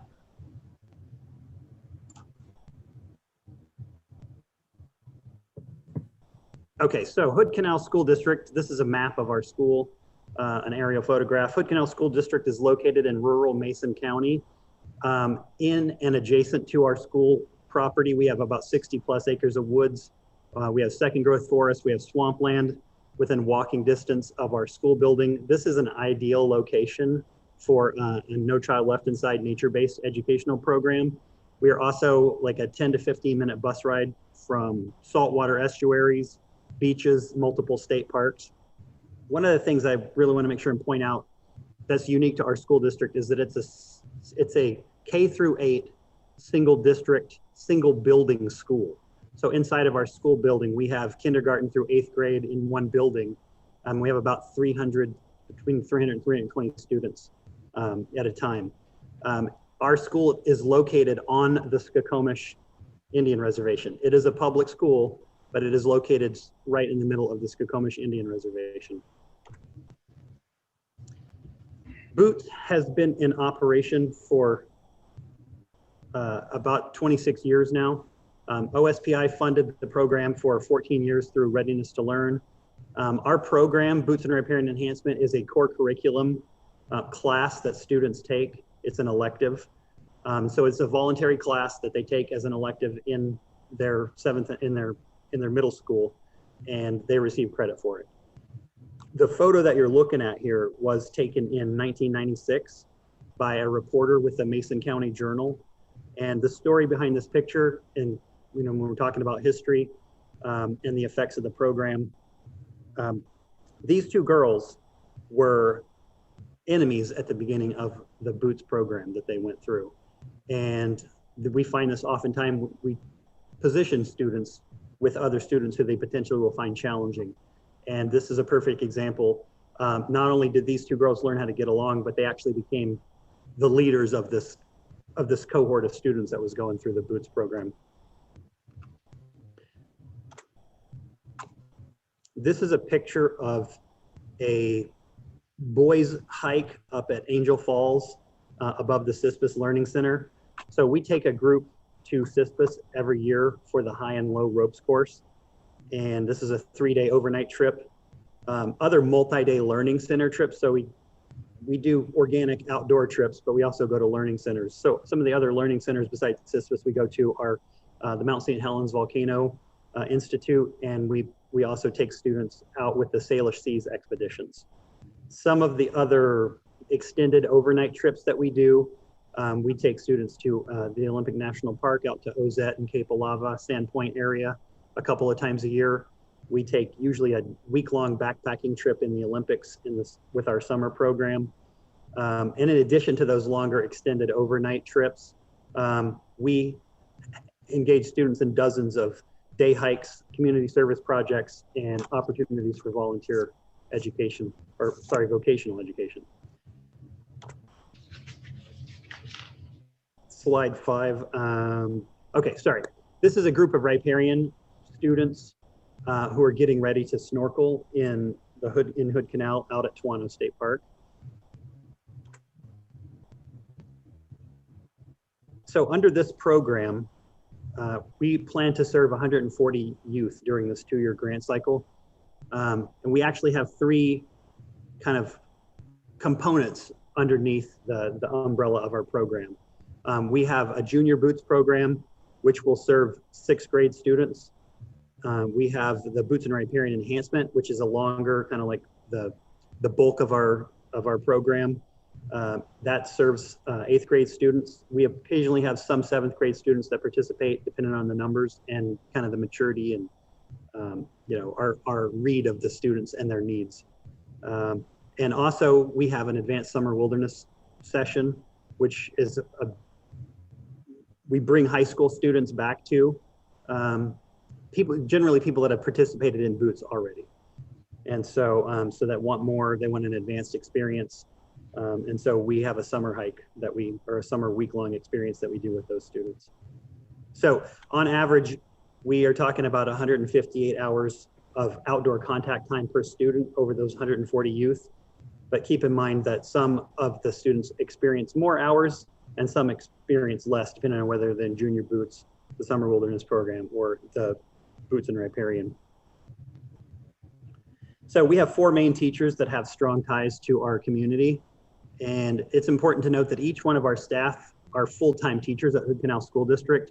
And we spend every day teaching and building relationships with these students during our core classes. Like I'm a social studies teacher, Miss Akiyama is a science teacher, Taisi is a paraprofessional at our school. And so we are with these students all day, every day, which allows us to have an access to them, emotionally and socially that we see the benefits from as we're implementing the Boots and Riparian program. So Mr. Keith retired after working at Hood Canal School for 30 years, but he still comes back and is running and volunteering here with this program. So our staff know our kids. That's one of our major strengths. And families, because of that, have the confidence to allow their kids to go out and experience relatively challenging outdoor educational opportunities because they trust us and they know that they trust our supervision of the students. So under our proposal,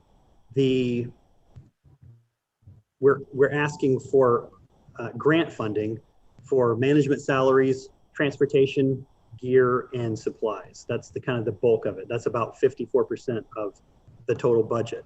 The other 46% of the budget of this proposal is coming from Hood Canal School District and our matching partners.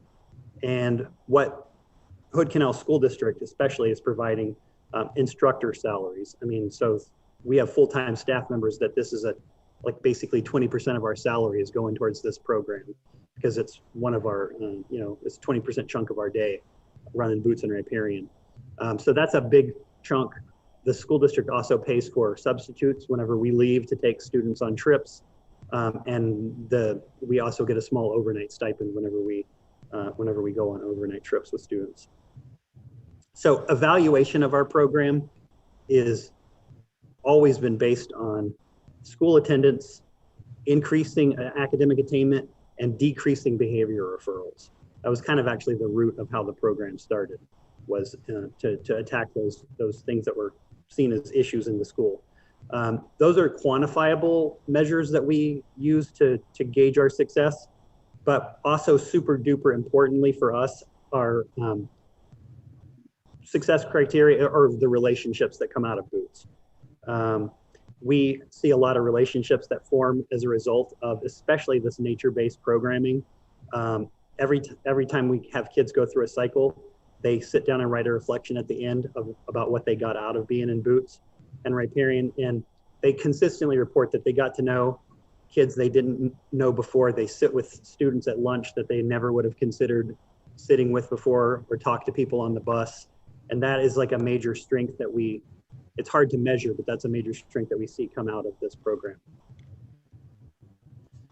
This is a photograph of students out at the Skokomish River estuary. The students that we have, and again, this program, the location of our program is rural Mason County, and our target students are just students that are spread out geographically through our school district and that are arriving at school.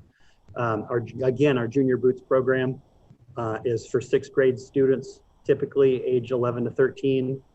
Boots and Riparian, we're talking about 7th and 8th grades, occasionally 7th graders, but mostly 8th grade students, ages 12 to 15. And for the Advanced Summer Wilderness program, we have high school students who have passed the 8th grade and they're either 9th, 10th, 11th, 12th grade. So we're talking the students that are age 15 to 18. So as far as recruitment goes, word of mouth and community knowledge of our program is our best selling point. Younger students, because we are in a single building with kindergarten through 8th grade here, younger students see us with packs and gear, and they look forward to the day when they're going to be able to do boots. Their brothers, their sisters, in a lot of cases now, their aunts, uncles, even mothers and fathers have been through the program. Our students, as far as barriers go, and I heard this in the last presentation, and it's interesting how true it rings, is that poverty has a huge impact as far as creating barriers for students to get outdoor experiences, even though we're located in the middle of a rural area. The poverty-related barriers that we face, or that our students face, are transportation, because places to get to are so spread out, and gear. You know, these students that we're working with are provided 100% of the gear that they need: the clothing, the food, the water pumps, stoves, everything that they need to be successful and to participate, we make sure that they have. And so we provide this equipment, we maintain it, we take care of it.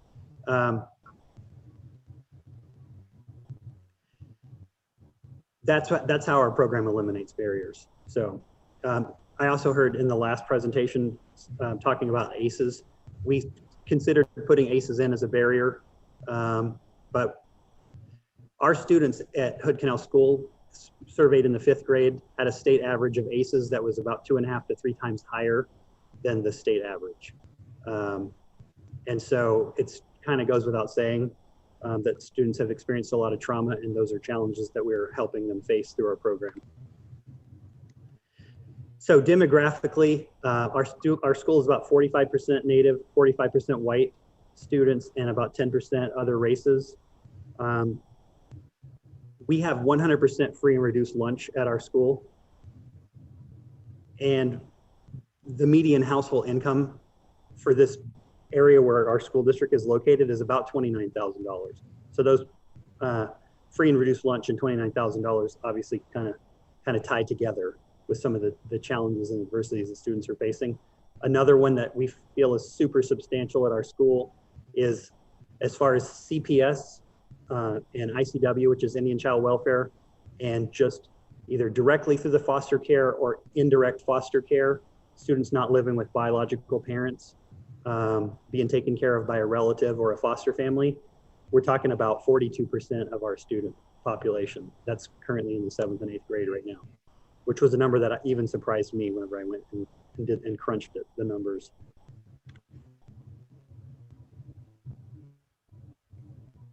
So the two primary partners we feel are the Hood Canal School District and the Skokomish Tribe.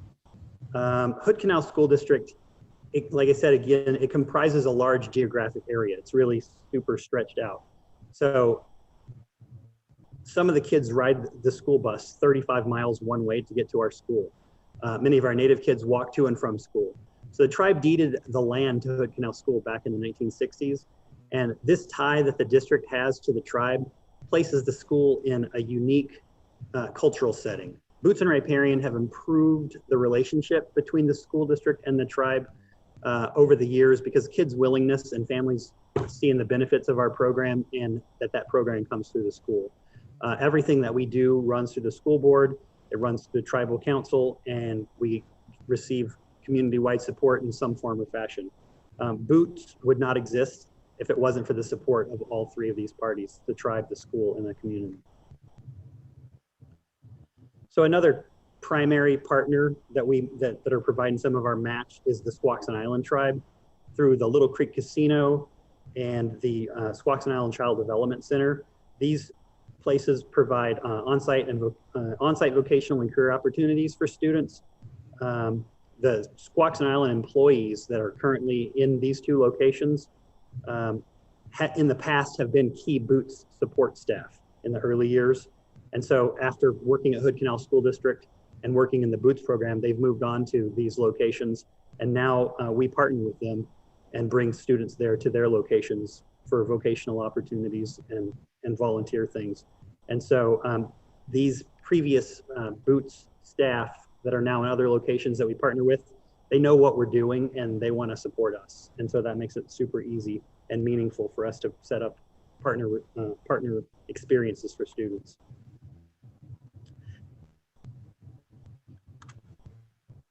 So this photograph is of a riparian enhancement group that's planting riparian vegetation and trees out at the Theller Wetland Center near Belfair. We work with many other partners as well. And some of them are listed on the screen.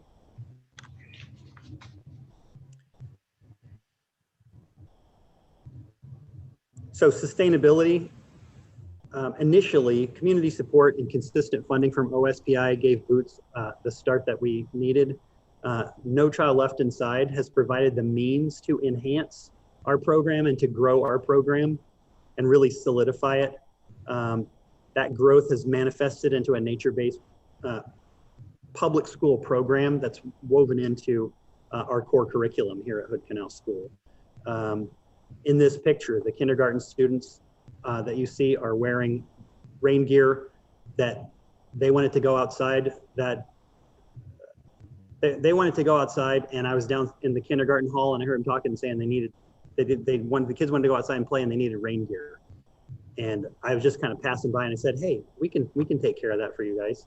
And so I ran out to our equipment room, brought the rain gear back, and they were able to, because of COVID, they can label each poncho and give each student hang it up and maintain social distancing, safety protocol.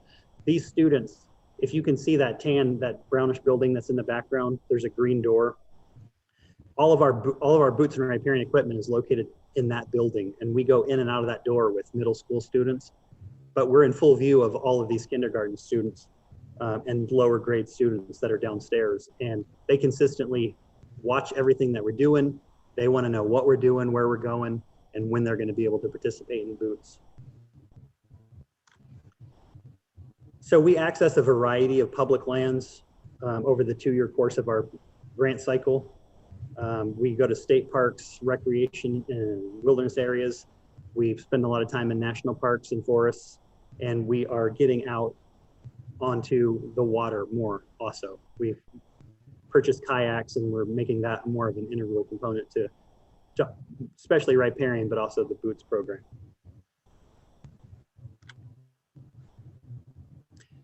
So as far as coronavirus goes, we wanted to throw in that we are definitely following CDC state and district COVID-19 mitigation guidelines. We are masking, we're social distancing, and we are using disinfection protocol.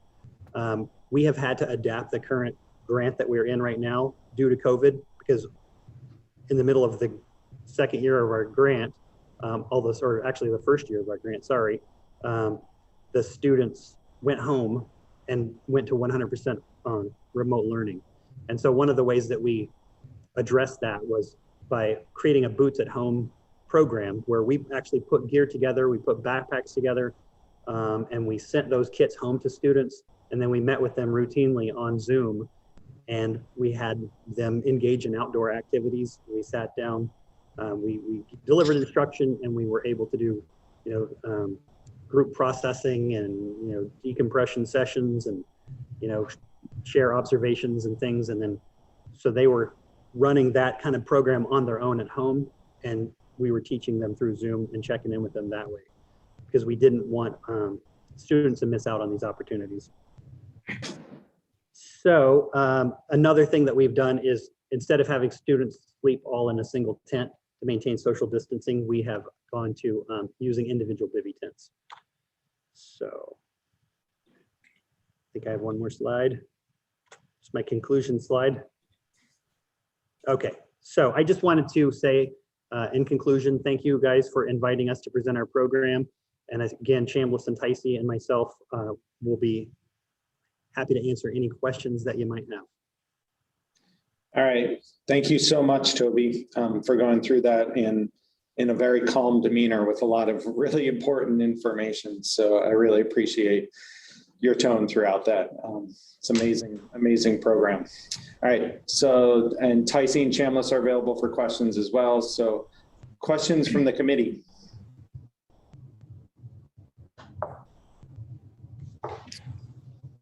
We will give the committee a few seconds here to think about it. I think that after lunch down is hit them a little bit right now, or you answered every question that they had, either in your presentation or in the application materials. All right, I knew I could count on Raina with a question. Thank you, Raina. Question for you bet. Thank you, Toby and crew. This is a fantastic program. I'm just up the canal in Chimacum and I had no idea about it. And I love what you guys are up to. I would just love if you could talk to the group a little bit more about what the future of sustainability looks like as a big investment into what you're doing and wanting to see that, you know, continue to develop and to grow. What does that plan look like? I mean, I see fostering and building and developing relationships and things like that, but do you guys have any kind of solid pieces that are there for you as you develop the sustainability program? And I know sometimes you just need it up front so that you can start that development too. So the question you're asking is about sustainability? Yeah, what you see, where you see your sustainability coming from, and what do you have guarantees in sustainability on your funding? Do you have groups, donors, investment that's coming through to help you maintain this as you build? We definitely have a guarantee from the district, the school district, and the various administrations that we've run through over the last 25, 26 years. It took them a little while, but they support it. And the one we have now is we'll find a way to run this program one way or the other. The Skokomish tribe wants this program. The one thing that I haven't done, I haven't searched out in depth was how can the Skokomish tribe get involved with staff and money and time to develop this program. So it's not just a Hood Canal school-based program, but it's also a Skokomish tribal program. That work needs to be done. And little by little, it will be done. It just takes time with the tribe. Squaxin tribe is always going to support us. Monetarily, right now, I don't have an answer to that, but we're always working with some pretty strong partners with those two tribes. And I think the district is not going to let this program go. And the tribe also, the Skokomish tribe also sees the value in this program, and they don't want to see it go either, because they support it and they want to see the youth in the school continue with this program because of what it's done for their youth also. Absolutely. Thank you. I appreciate Can I add one little tiny thing too? Yes, please. One of the things I heard in the previous presentation, and it's funny because we were trying to think of how to put this into words, and he did it kind of a little bit succinctly, was that funding and running a program like this, it benefits the students and the people who are showing up to receive the services and to have the experiences, but you are also creating a cadre, he said. It's a group of people, a group of adults that are kind of coming together to make this process work. And one of the things that we have seen with Boots is Boots and Riparian, is that we constantly over the years have brought people into this program, and they understand the program and they help make it work, but then circumstances take them away from the program. But what we see is that they carry that information and that knowledge of this program and how they could make something like this work and the benefit of it to those other locations that they go to. I mean, there's a nature-based preschool that's being implemented at the Squaxin Island tribe by people who have had previous experience with Boots. We have a high school student who was who needed a letter of recommendation for actually, she's just graduated from high school, who's doing a similar thing up in Alaska. And she was like, well, I've already done this before. And so we constantly are like seeking other staff members to get involved with this. And having this experience is something that it just permeates out into the rest of the world. This program has affected so many people over the years. And every year we have it going is just a couple of more people that are going to be able to go out and away from here and kind of continue, if not the exact same thing we're doing, but something along the lines of what we're doing, and have that possibility kind of being projected out there. So. Awesome. Thank you. Thanks, Raina. We got time for maybe one more question. Any last questions from the committee? All right, I don't see any. Oh, Chris always comes, you come in at the end, Chris. I have a question about the state parks that you'll be doing programming in. I might have missed that in the presentation and in the application. I don't have that on hand right now, but are they mostly in that Hood Canal area, and which specific parks would you go to? We visit and use Tawana State Parks, Potlatch State Park numerous times every year, every quarter. And Dosey Wallops, Toby, well, there's another one north of there that we've accessed and used.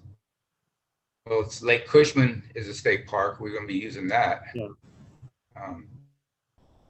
We hope to get, my plan is to get in touch. I have been in touch and to do a little bit further work, getting in touch with personnel that work at these state parks and letting them know who we are and that we use this park, and we'd like them to provide a little bit of information for these kids as they kind of get out of the bus or get out the vehicles, and a little explanation. So that's my hope to do this grant cycle.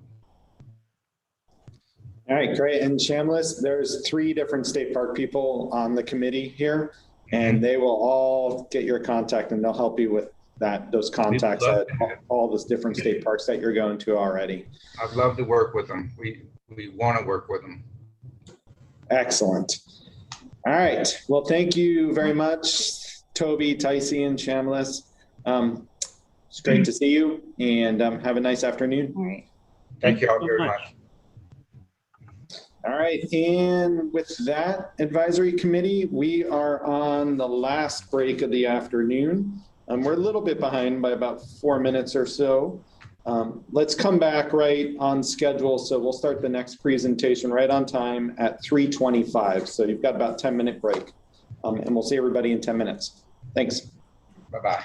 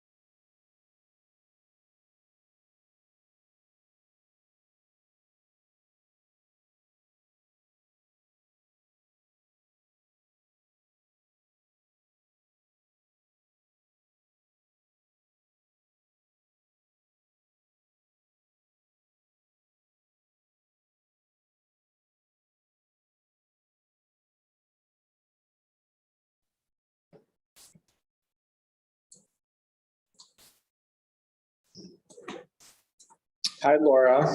Or Hi, Kyle. Nice to meet you. nice to meet you as well. Are you presenting today? I am not. I am one of the collaborators, and my colleague, partner in crime, Anitra, just came on, and she's our formal presenter. So I'm the cheerleader and partner in question answering, along with Awesome. Leisha. All right, so we got Leisha and Laura, they're part of the cheering squad for the presentation, and Anitra, you are actually doing the presenting. So do you want controls of the presentation so you can advance slides? Oh, looks like you're on mute, Anitra. Sure, that would be terrific to have control of the slides. Thanks, Kyle. All right, you should be able to establish that now. You might have to click on the screen once, and then you can use your arrow keys to advance forward or backwards. There you go. Looks like you got it. And I know you've got a couple videos in here. And well, mostly, I think most of the evaluators should be back by now. The videos, when they come up, we did have one issue with a video this morning where for some reason I could make it start, but the presenter was unable to make it start. And so if that happens, I'll pop back on and I'll help get the video going. You don't need to abandon it. We'll figure out how to make it work.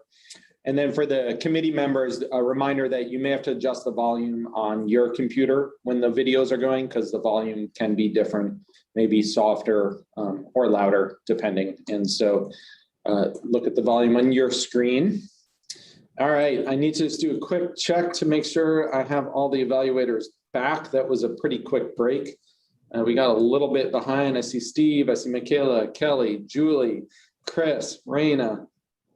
Let's see, we're just waiting on Melinda. Why don't I see, where did Melinda go? Oh, there's Melinda and Jamie. And maybe Jamie already gave me a thumbs up. All right, Jamie is there. All right. So Anitra, you've got 15 minutes for the presentation, around 15 minutes. I'm not going to cut you off right at 15, but we do want to give the committee members as much time as we can for questions to help understand the project better. They do have all your application information in front of them as well, so they can refer to that as they're learning about your project. Let's see, I think that's about it. It's been a long day and we're excited. We've got here the final two presentations today. So we're excited to learn about your program, and you can go ahead and begin when you're ready. Wonderful, thank you. Hello, my name is Anitra Peck, and I represent a collaborative program between 3 nonprofits, bringing together our expertise and our resources and our longstanding relationships in the community to provide outdoor learning opportunities for youth. And this pilot program, the Pathways for Place-Based Learning Project, includes the Nooksack Salmon Enhancement Association, which is the organization that I represent, which will be the lead for the project and the sole fiscal agent, partnering with Wild Whatcom and Common Threads nonprofits, whose executive directors are both on the call and able to answer any questions at the end as well. We are excited to share this new replicable model for the integration of collaborative outdoor recreation and education to public schools. So thank you again for having me today. I'm grateful for being here.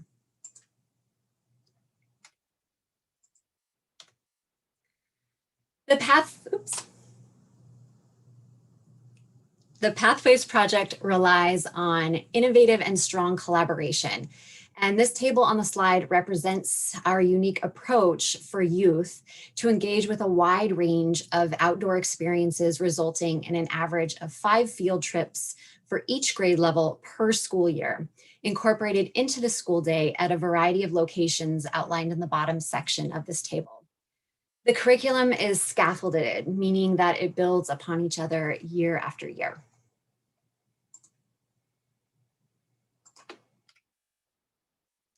As mentioned, advancing too fast on me.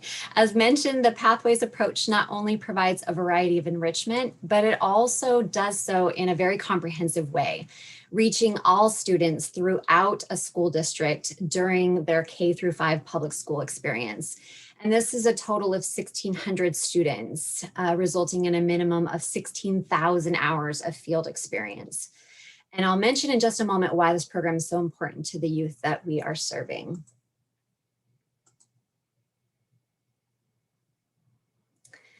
So I'd love to show you a glimpse of what this type of programming looks like in action. Field trip activities include investigating stream health and conducting scientific monitoring, managing school gardens and growing food, learning about ecosystems by planting trees to improve habitat, and exploring forests and the impacts from humans and climate change.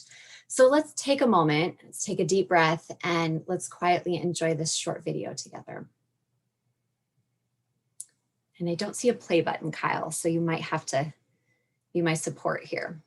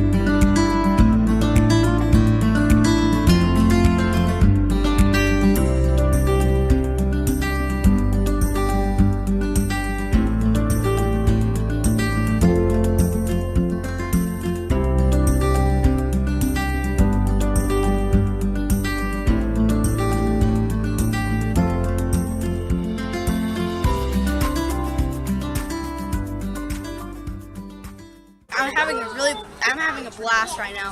I think it's really fun because you're helping salmon and it's fun to plant trees. I feel great about it because we get to help the environment. I like digging. Wait.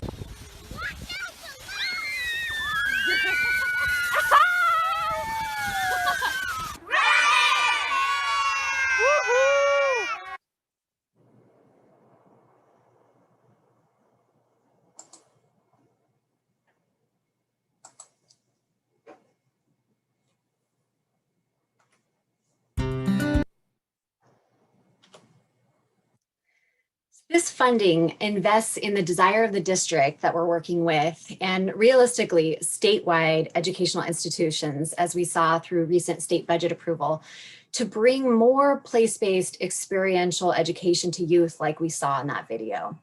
Our total ask from RCO is $150,000 for 2 years of programming, which is roughly $50 per kid per year to have this rich, awesome experience and access to public outdoor spaces in a coordinated and meaningful way. Currently, only two of the 3 nonprofits in our group work with this school district and only serve a few grade levels or a few classrooms and not all of the elementary schools within this district.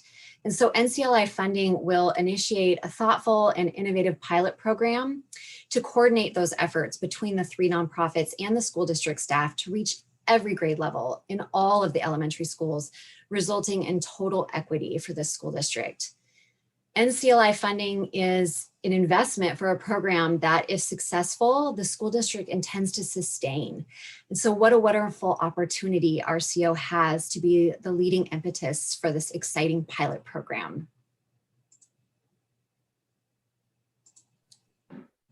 Hey, Nitra, you may just have to click on the screen again to get control. There you go. And you probably do have a little bit of a delay. So just once you click it, it'll go. Just wait. I think that's maybe what you're seeing. So there's probably a little delay in advancing. Okay. Got it. The Pathways Project is fully supported by our target audience, which is the Mount Baker School District in Whatcom County and the northwest corner of Washington. And this school district is geographically the 2nd largest school district in the state. And you can see from this map, the orange shading of the district boundaries really represent how wide this district is in capturing the rural student population of Whatcom County on the east side, which is significantly less populated than the west side.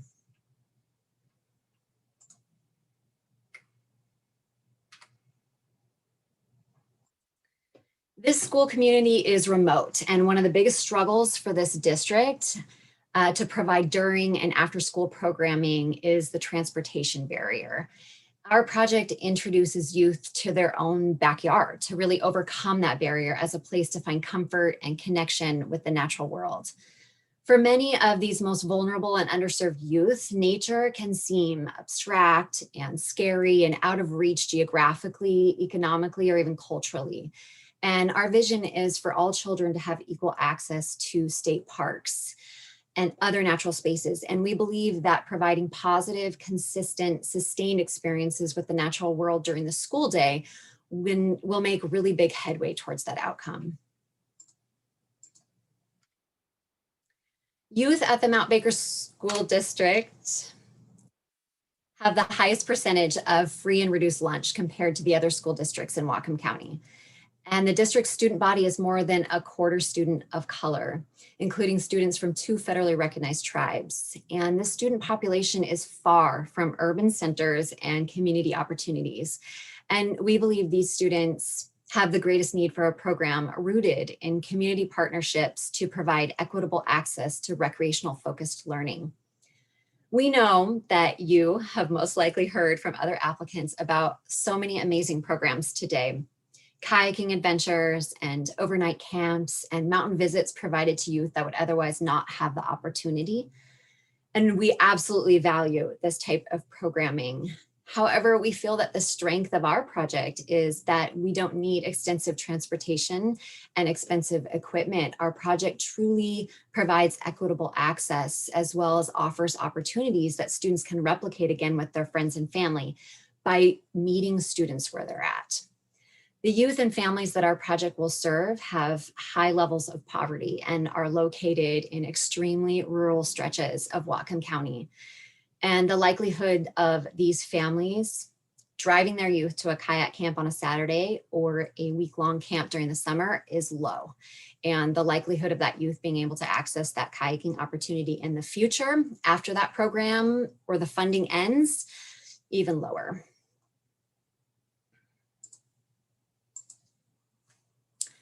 I want to share a clip from the Mount Baker School District Curriculum Director, Bridget Rossman, who can really describe the student community in the school district we're working with. We are farmers and loggers and hunters and fishers and gardeners, and that is our community. One of the things about Mount Baker School District is that we are in essence, a food desert, a childcare desert, amenities. We don't have a town. We work with the Nooksack tribe. We have many families from the Nooksack tribe that are also part of our school community. And so that's another opportunity for us to learn and grow, which is what we're constantly doing. Right? I say equity comes to the forefront, right? If we weren't able to provide transportation, not every student would be able to have access to it. We want to ensure that students have that opportunity during their academic day so that they're not missing out or feeling that shame that their parents are working or that they're unable to get picked up at the end of the day. Transportation out here can be be a challenge for the second, I think, biggest geographical district in the state. So that does have a part in not in what we offer, but when we can offer things. So having access, and that it is, again, equal, right? We want students to be learning together and growing together. And if it's just a small group of students or even a medium-sized group of students accessing it after school, then we're missing out. We're not doing our best work for students. We are farmers. So like Bridget shared, the school district is large and it's located in the foothills of Mount Baker, and it's a food desert and a childcare desert, and there's no towns. I mean, these families are not visiting the museum. They're not going to the movies. They're not visiting playgrounds on the weekends. These are rural working families, remotely located, not grouped together. Kids aren't playing in neighborhoods. And while they're surrounded by natural space, the access and connection to outdoor recreation is mostly out of reach.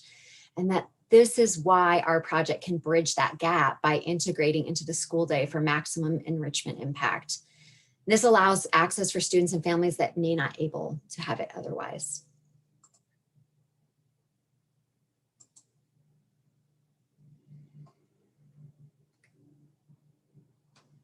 So 2 years ago, we started strategic plan process, and from Don't play it yet, Kyle, sorry. I don't know if I did that for you. Place-based education. The Partnerships for the Pathway projects brings together the expertise and established working relationship between those three nonprofit I mentioned. And each of our organizations will provide content, recreation, and stewardship activities for youth while providing professional development for teachers and utilizing the field locations in the future, connecting to grade level specific learning standards. The Pathways project is enthusiastically supported by the school district, providing a growth opportunity that aligns with their strategic plan. Additional partners include Whatcom Land Trust and the Whatcom County Parks, and staff from both of those entities have agreed to work with students and meet us out on field outings and provide meaningful stewardship projects to increase the sense of ownership and responsibility for these shared special places. And I want to share just a little bit more from Bridget about what this partnership means to her student community. Then we started strategic plan process, and from that, one of the areas in learning and teaching was to work toward place-based education. It's so big. You know, it's not a field trip. It's not just an experience. It's really delving into what does that mean for learning, for personal growth, for stewardship.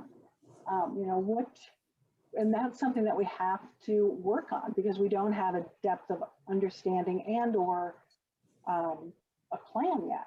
So that's work that we're looking forward to and thinking about what the potential with the No Child Left Inside, as well as our summer programming. This is kind of an opportunity to begin to build our own understanding, as well as tap into our teacher passion and our students' desire to learn more on how the environment and outdoors impacts them, which will also take our reading and math and those other content areas so they're more applicable and increase that desire to learn so it can apply to those areas. And what we're leveraging is the strength and the knowledge that the community-based programs will be able to help us grow with.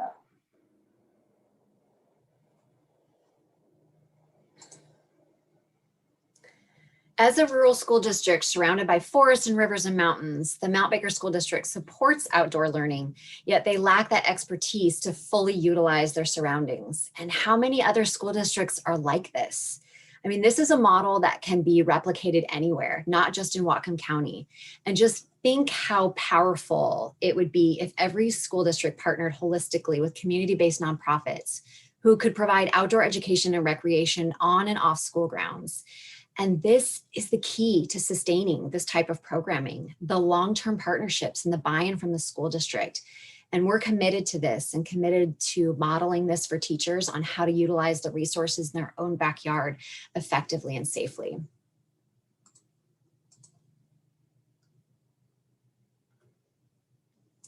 This map of Whatcom County has the 3 elementary schools represented by the blue markers and the 3 public natural spaces that we plan to utilize represented by the green stars. And you can clearly see the close proximity to the school locations. Our project would introduce these students to these public green spaces that some can even walk to from their school, many for the first time. Data shows that 8 out of 10 of these students have never been to the county parks and land trust sites that we have identified to use for our projects, and we would introduce them to. This project would be an amazing resource to connect this audience with recreational opportunities in these shared public spaces close to home and accessible from school grounds.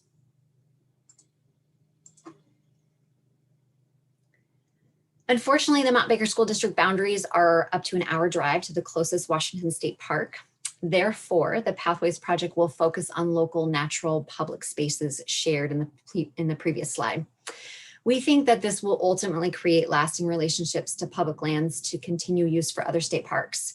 And when we have kids fall in love with public lands, this opens up doors to love other public lands throughout their lifetime.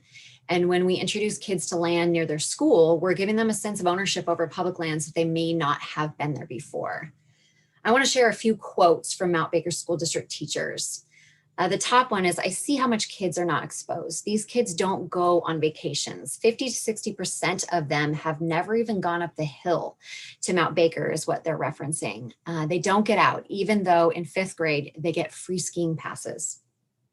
And then the bottom one, we have access to that trust land, the Harrison Reserve, which is one of the locations we've identified for our project, because the land is available and it's walking distance from the school. And I think that we could use it somehow. These are Mount Baker School District teachers that our project is serving identified need and a desire from that target audience, which will provide immediate results and a succession plan to sustain it in subsequent years. And we think that is definitely a shot at this. The Pathways Project leverages the resources of several community-based organizations to provide culturally responsive recreational opportunities that directly align with the school district strategic planning and creates that lifelong connection to public open spaces. And I challenge each of you in your review of other proposals to identify another program that can meet so many emergent needs and provide a model that can sustain itself long after this funding, like the Pathways for Place-Based Learning project that I just presented. Thank you again for the opportunity. We are open to questions. Laura and Leisha, both from the other 2 nonprofits, are also on the call, and we'd love to hear any questions and help answer those if you have them.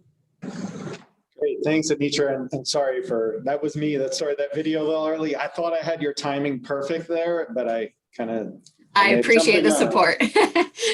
I'm glad they worked out. All right, questions from the committee. Let's start with Kelly. Oh, sorry about that. I was just waiting for the camera to catch up with what I was doing. Thank you for your presentation. I was looking at your proposal in PRISM, and I'm a little confused, and it could be because I'm trying to read it again while you guys were presenting as well. You talked a little bit about AmeriCorps in the, where am I getting it to? I know I just saw it. Yeah, we're gonna utilize staff and AmeriCorps staff to be our field educators for the program. Yeah, I didn't see it in the budget as per se, and it was kind of called out in the narrative. So I was wondering, what connection does the AmeriCorps have to the budget? It's part of the staff salary. Okay. All right. Thank you. Yeah, of course. All right. Other questions from the committee?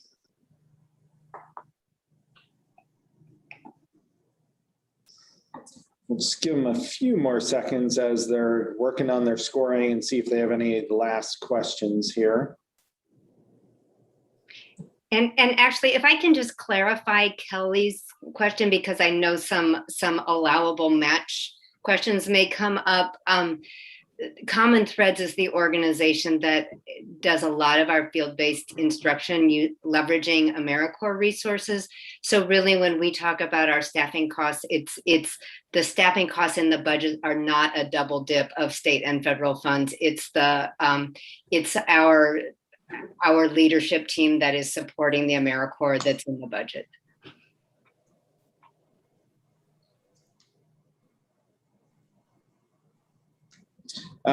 Question from Michaela. Hi, yes, thank you for the presentation.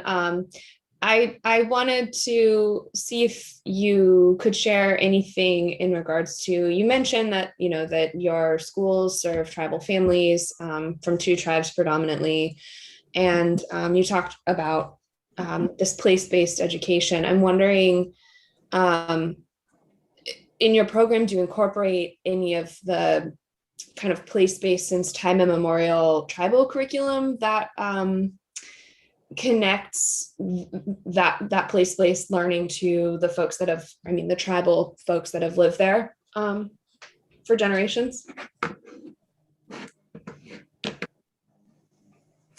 Yeah, all of our learning targets were on slide 2, outlined for each grade level.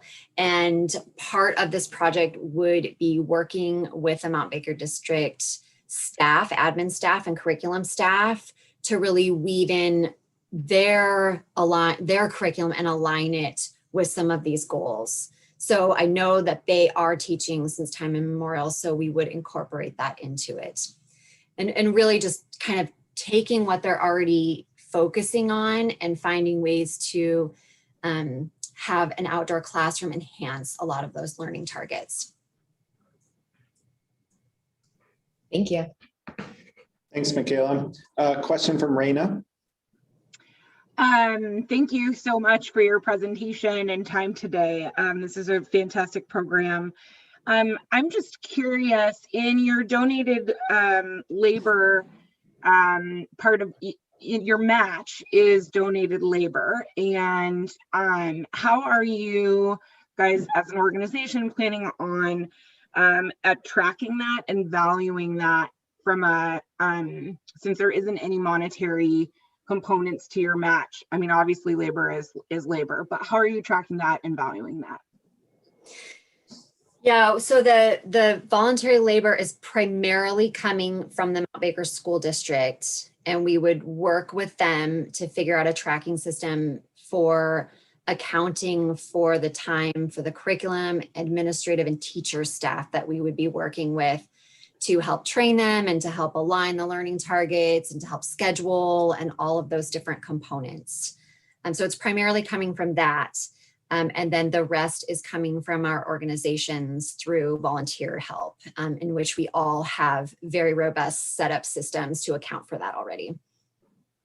Awesome, thank you. Yeah. Okay, any last questions? I'm not seeing any, so thank you very much, Anitra, on for bringing the presentation today for your program, and thank you, Laura and Leisha, for also being available for questions. Have a great afternoon, and we'll see you soon. Okay. Thank you for having us.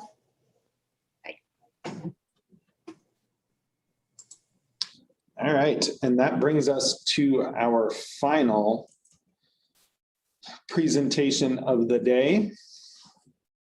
I believe we have Paul on the line. Hello again, Paul. Hi.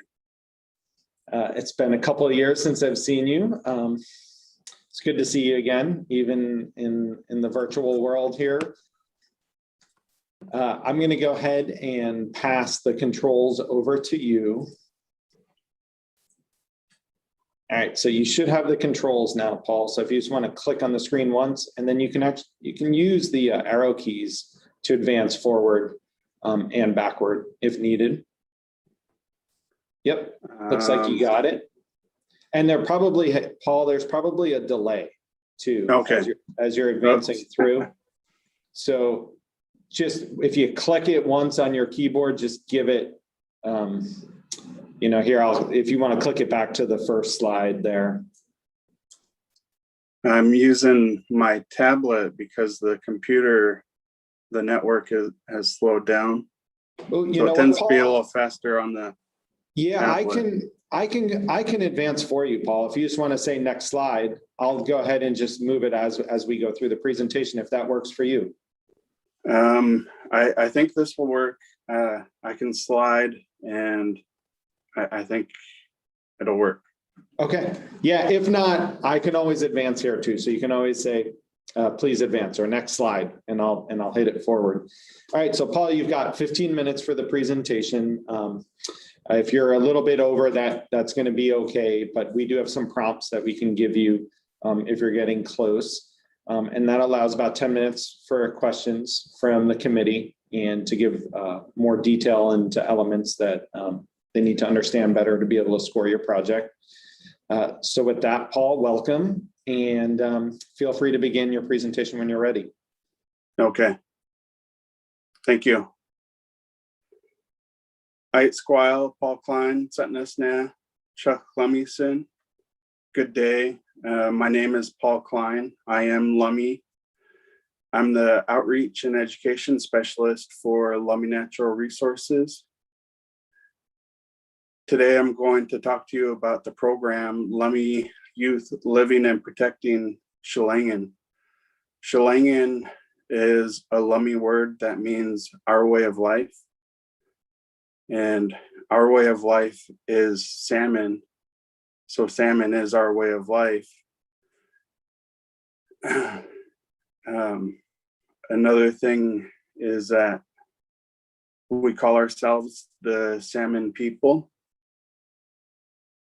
And today in this presentation, some of the artwork you see is my artwork.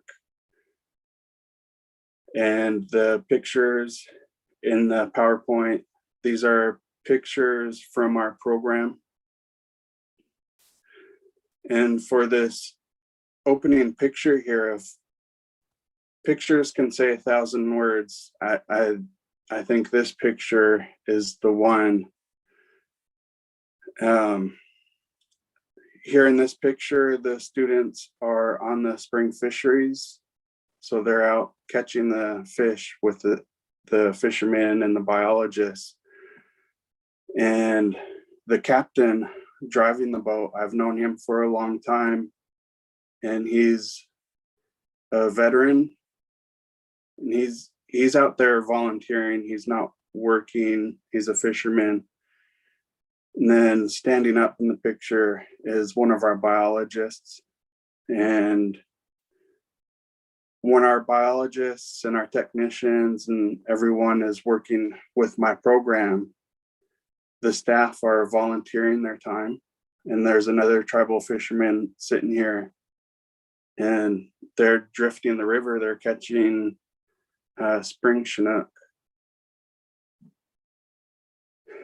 And another reason I wanted this picture up here is in 2014, our program piloted with the spring fisheries.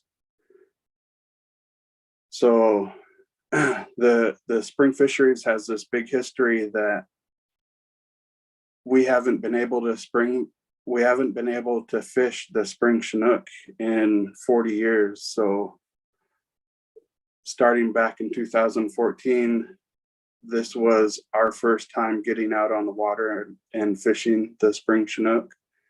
And we're incorporating the students into the survey.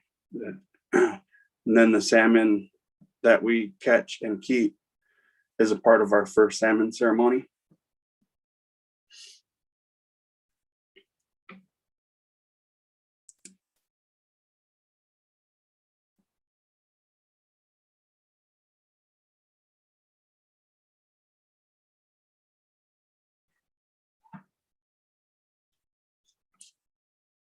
Next slide, it didn't seem to work.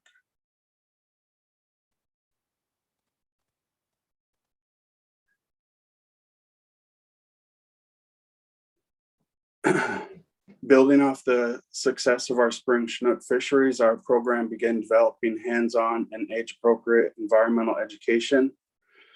The lessons progress each year, and students learn more and more about salmon habitat, habitat restoration, and climate change. The most unique component of our program is we integrate Shillelagh into our program. Shillelagh meaning our way of life. In the picture here, this is our 3rd grade classroom, and they're at the Larrabee State Park during low tide. One of our traditional sna'up Lummi word meaning teachings. One of our teachings, our elders always say, when the tide is out, the table is set. And so we have our 3rd grade classroom down here exploring the low tide. And for some of these students, well, for a few of these students, this was their first time down at the beach during the low tide.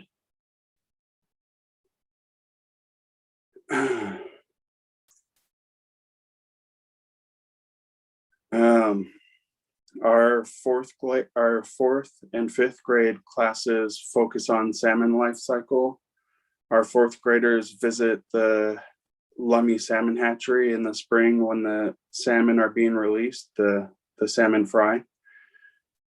And then in 5th grade, they return to the salmon hatchery and they see that spawning cycle and the Lummi hatchery harvesting salmon eggs and salmon milk.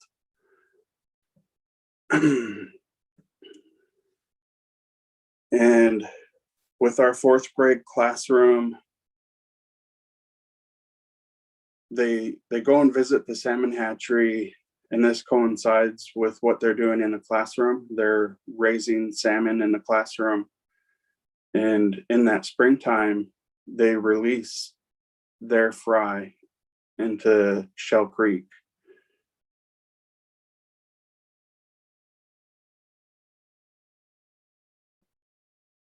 In middle school, our students circle back to marine ecology, and they learn about the impacts on ocean acidification. Next slide, please.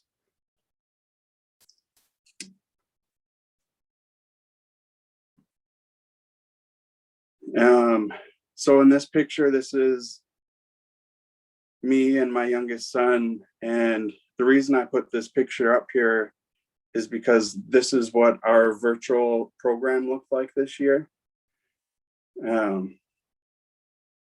As a tribal staff member during low tide, I was utilizing my inherent right and my treaty right to harvest clams. And as an educator, I utilized my time harvesting on tribal tidelands to record an educational video about spring tides and shellfish. Each participant will spend up to 20 hours outdoors and a total of 3,500 hours. The project cost is $135,025.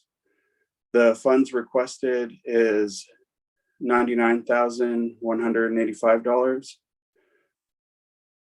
And $93,000 will fund staff, $4,000 for supplies, and $2,000 for transportation. The success of the program will be evaluated by the teachers and the project staff. Next slide, please.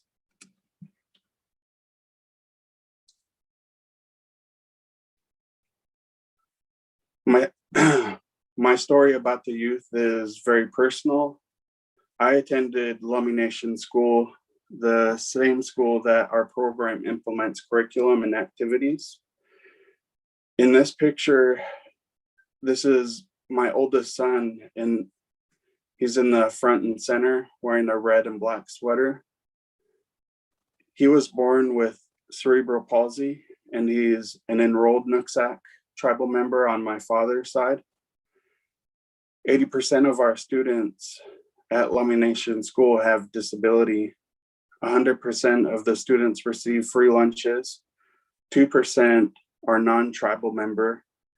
They are descendants of tribal members.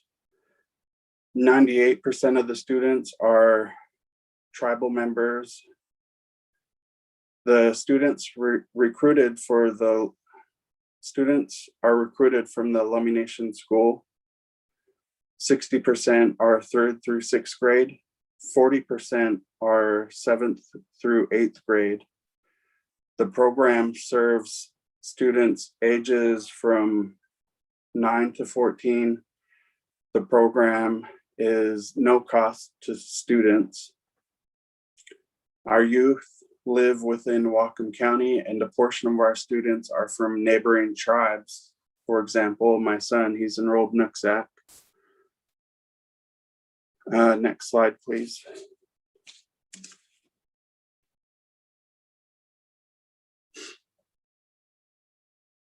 This picture is our 3rd grade class again at Larrabee State Park. And in this picture is my wife, Amy. She's working on her Master's of Science Marine Environmental Science degree at Western Washington University. And I'm working on institutionalizing a partnership with Western. And my family is very involved in this program. I hold this program very dear to my heart, and I hold the youth. And the youth are the most important natural resource. Excuse me. The youth are the most important resource for protecting our Chelangen. 50% of our students will graduate from high school. During my time in high school at Lummi Nation, I think that was only 12%. And 9% of Native Americans will earn a bachelor's degree.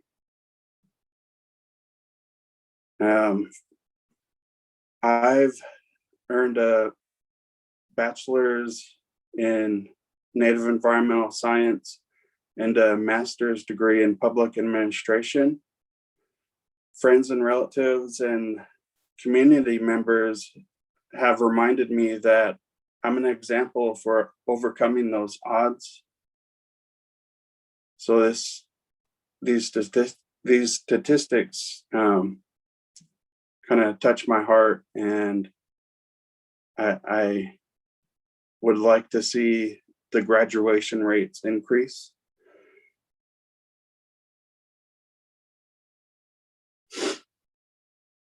And the barriers for our tribal youth, the tribal education that was designed by the federal government was designed to kill the Indian and save the man.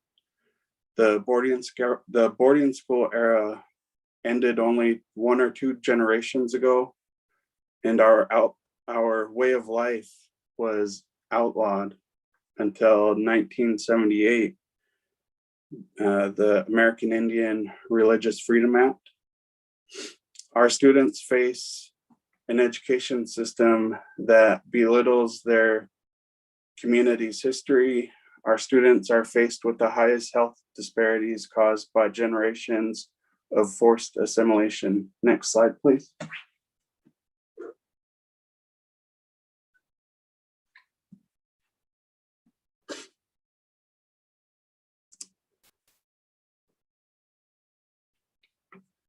In this picture, our partners from Nooksack Salmon Enhancement Association is working with our 4th grade students at Shell Creek.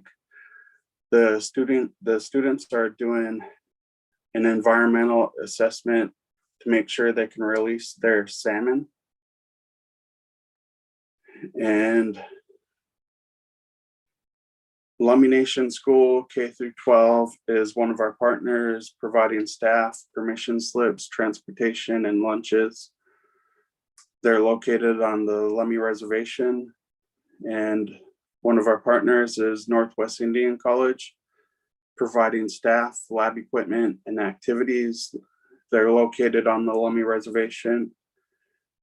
And Nooksack Salmon Enhancement, seen here in this picture, they provide curriculum and activities. Next slide, please.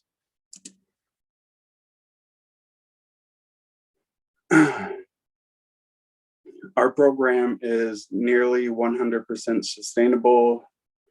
It is fueled by community commitment, partner volunteers, and Lummi Natural Resources staff volunteers. The funding for the project is very minimal compared to the size of the project.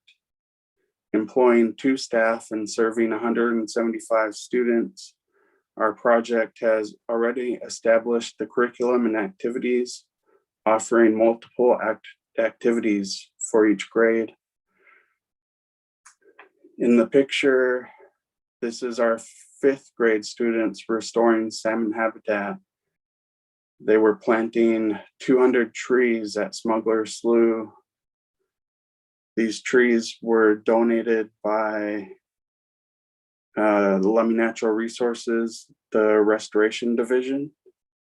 Next slide, please.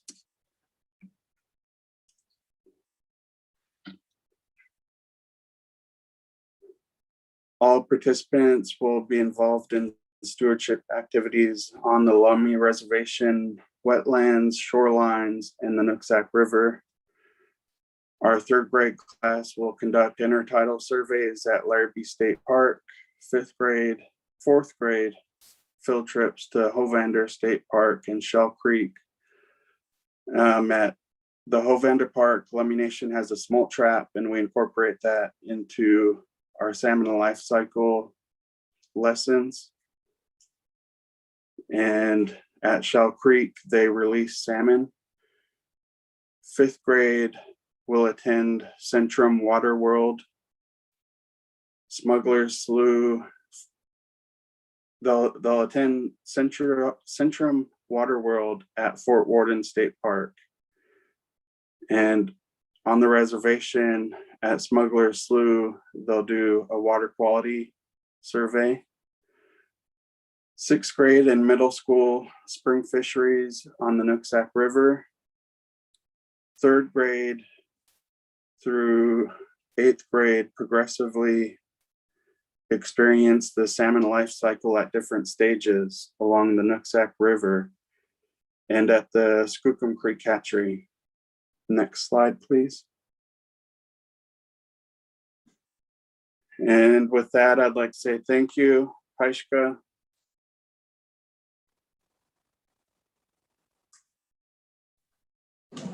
Thank you, Paul, for your presentation. And sorry that we weren't able to get the controls to work for you either on your tablet. Sometimes there are issues on the tablets, but I think it went just fine with the way the slides were advanced. So thank you for bearing with us with our technology. Questions from the committee for Paul?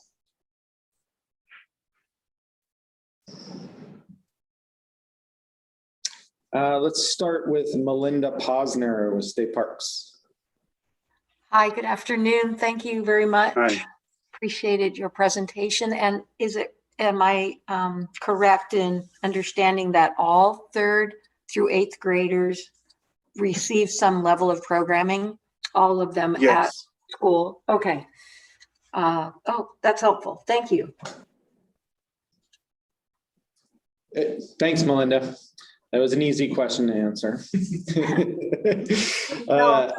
Yeah, anyway. Thanks, Melinda. Other questions from the committee? Chris?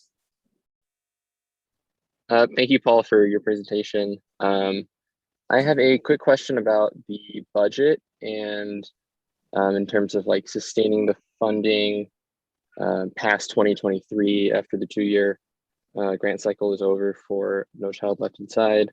Do you have robust plans yet to find like dedicated funding for staff and other the cost items?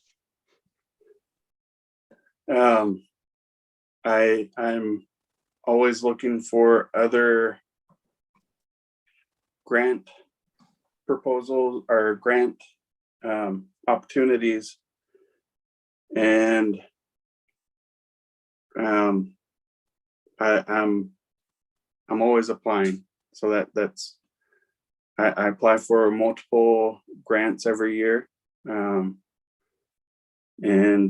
right now that's my only plan.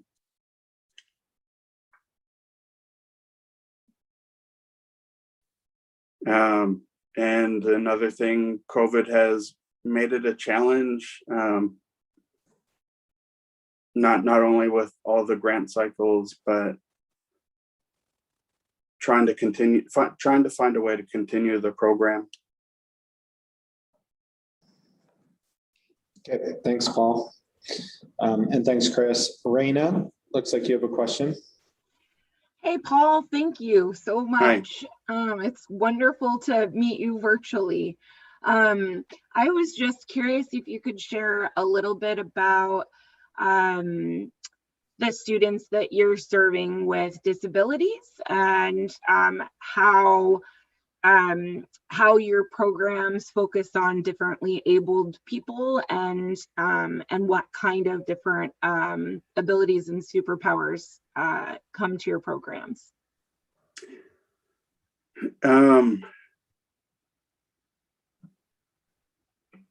I haven't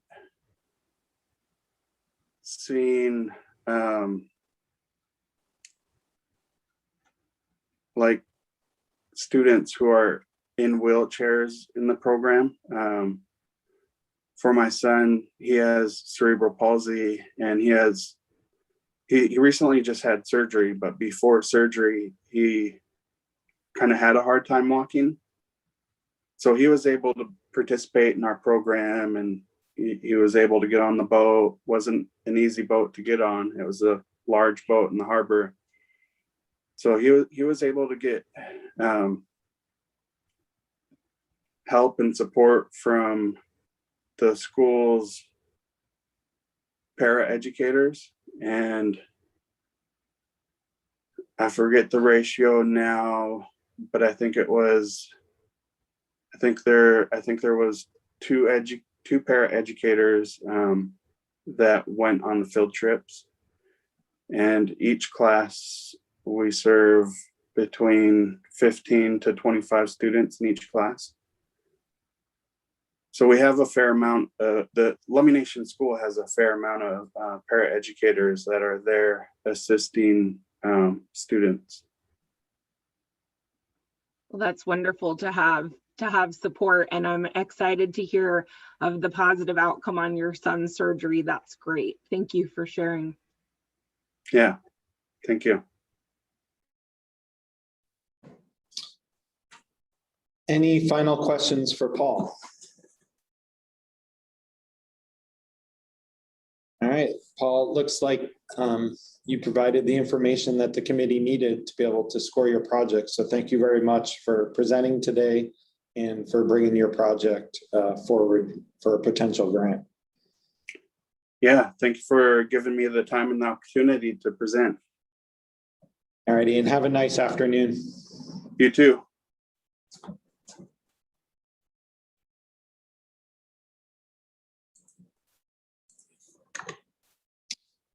All right, so let's see, maybe if all the advisors, if you want to click your video on here, and stop the screen share.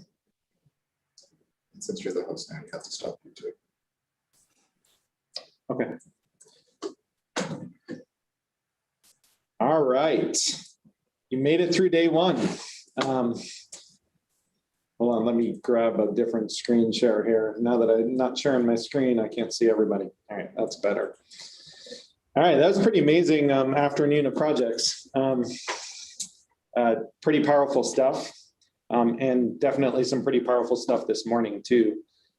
Any initial thoughts people had, or any questions that you wanted to just bring up here at the end of the day? We will definitely, just heads up, we'll take time after we're done tomorrow at the end to recap on any questions that different committee members had on projects, and you can ask each other questions on that. So we'll take as much time as we need after the last presentation tomorrow. But if you have questions right now, I definitely have time if folks want to stay on. Kyle, do you want to stop recording? Oh, I do. Thank you. Oh, I took it over.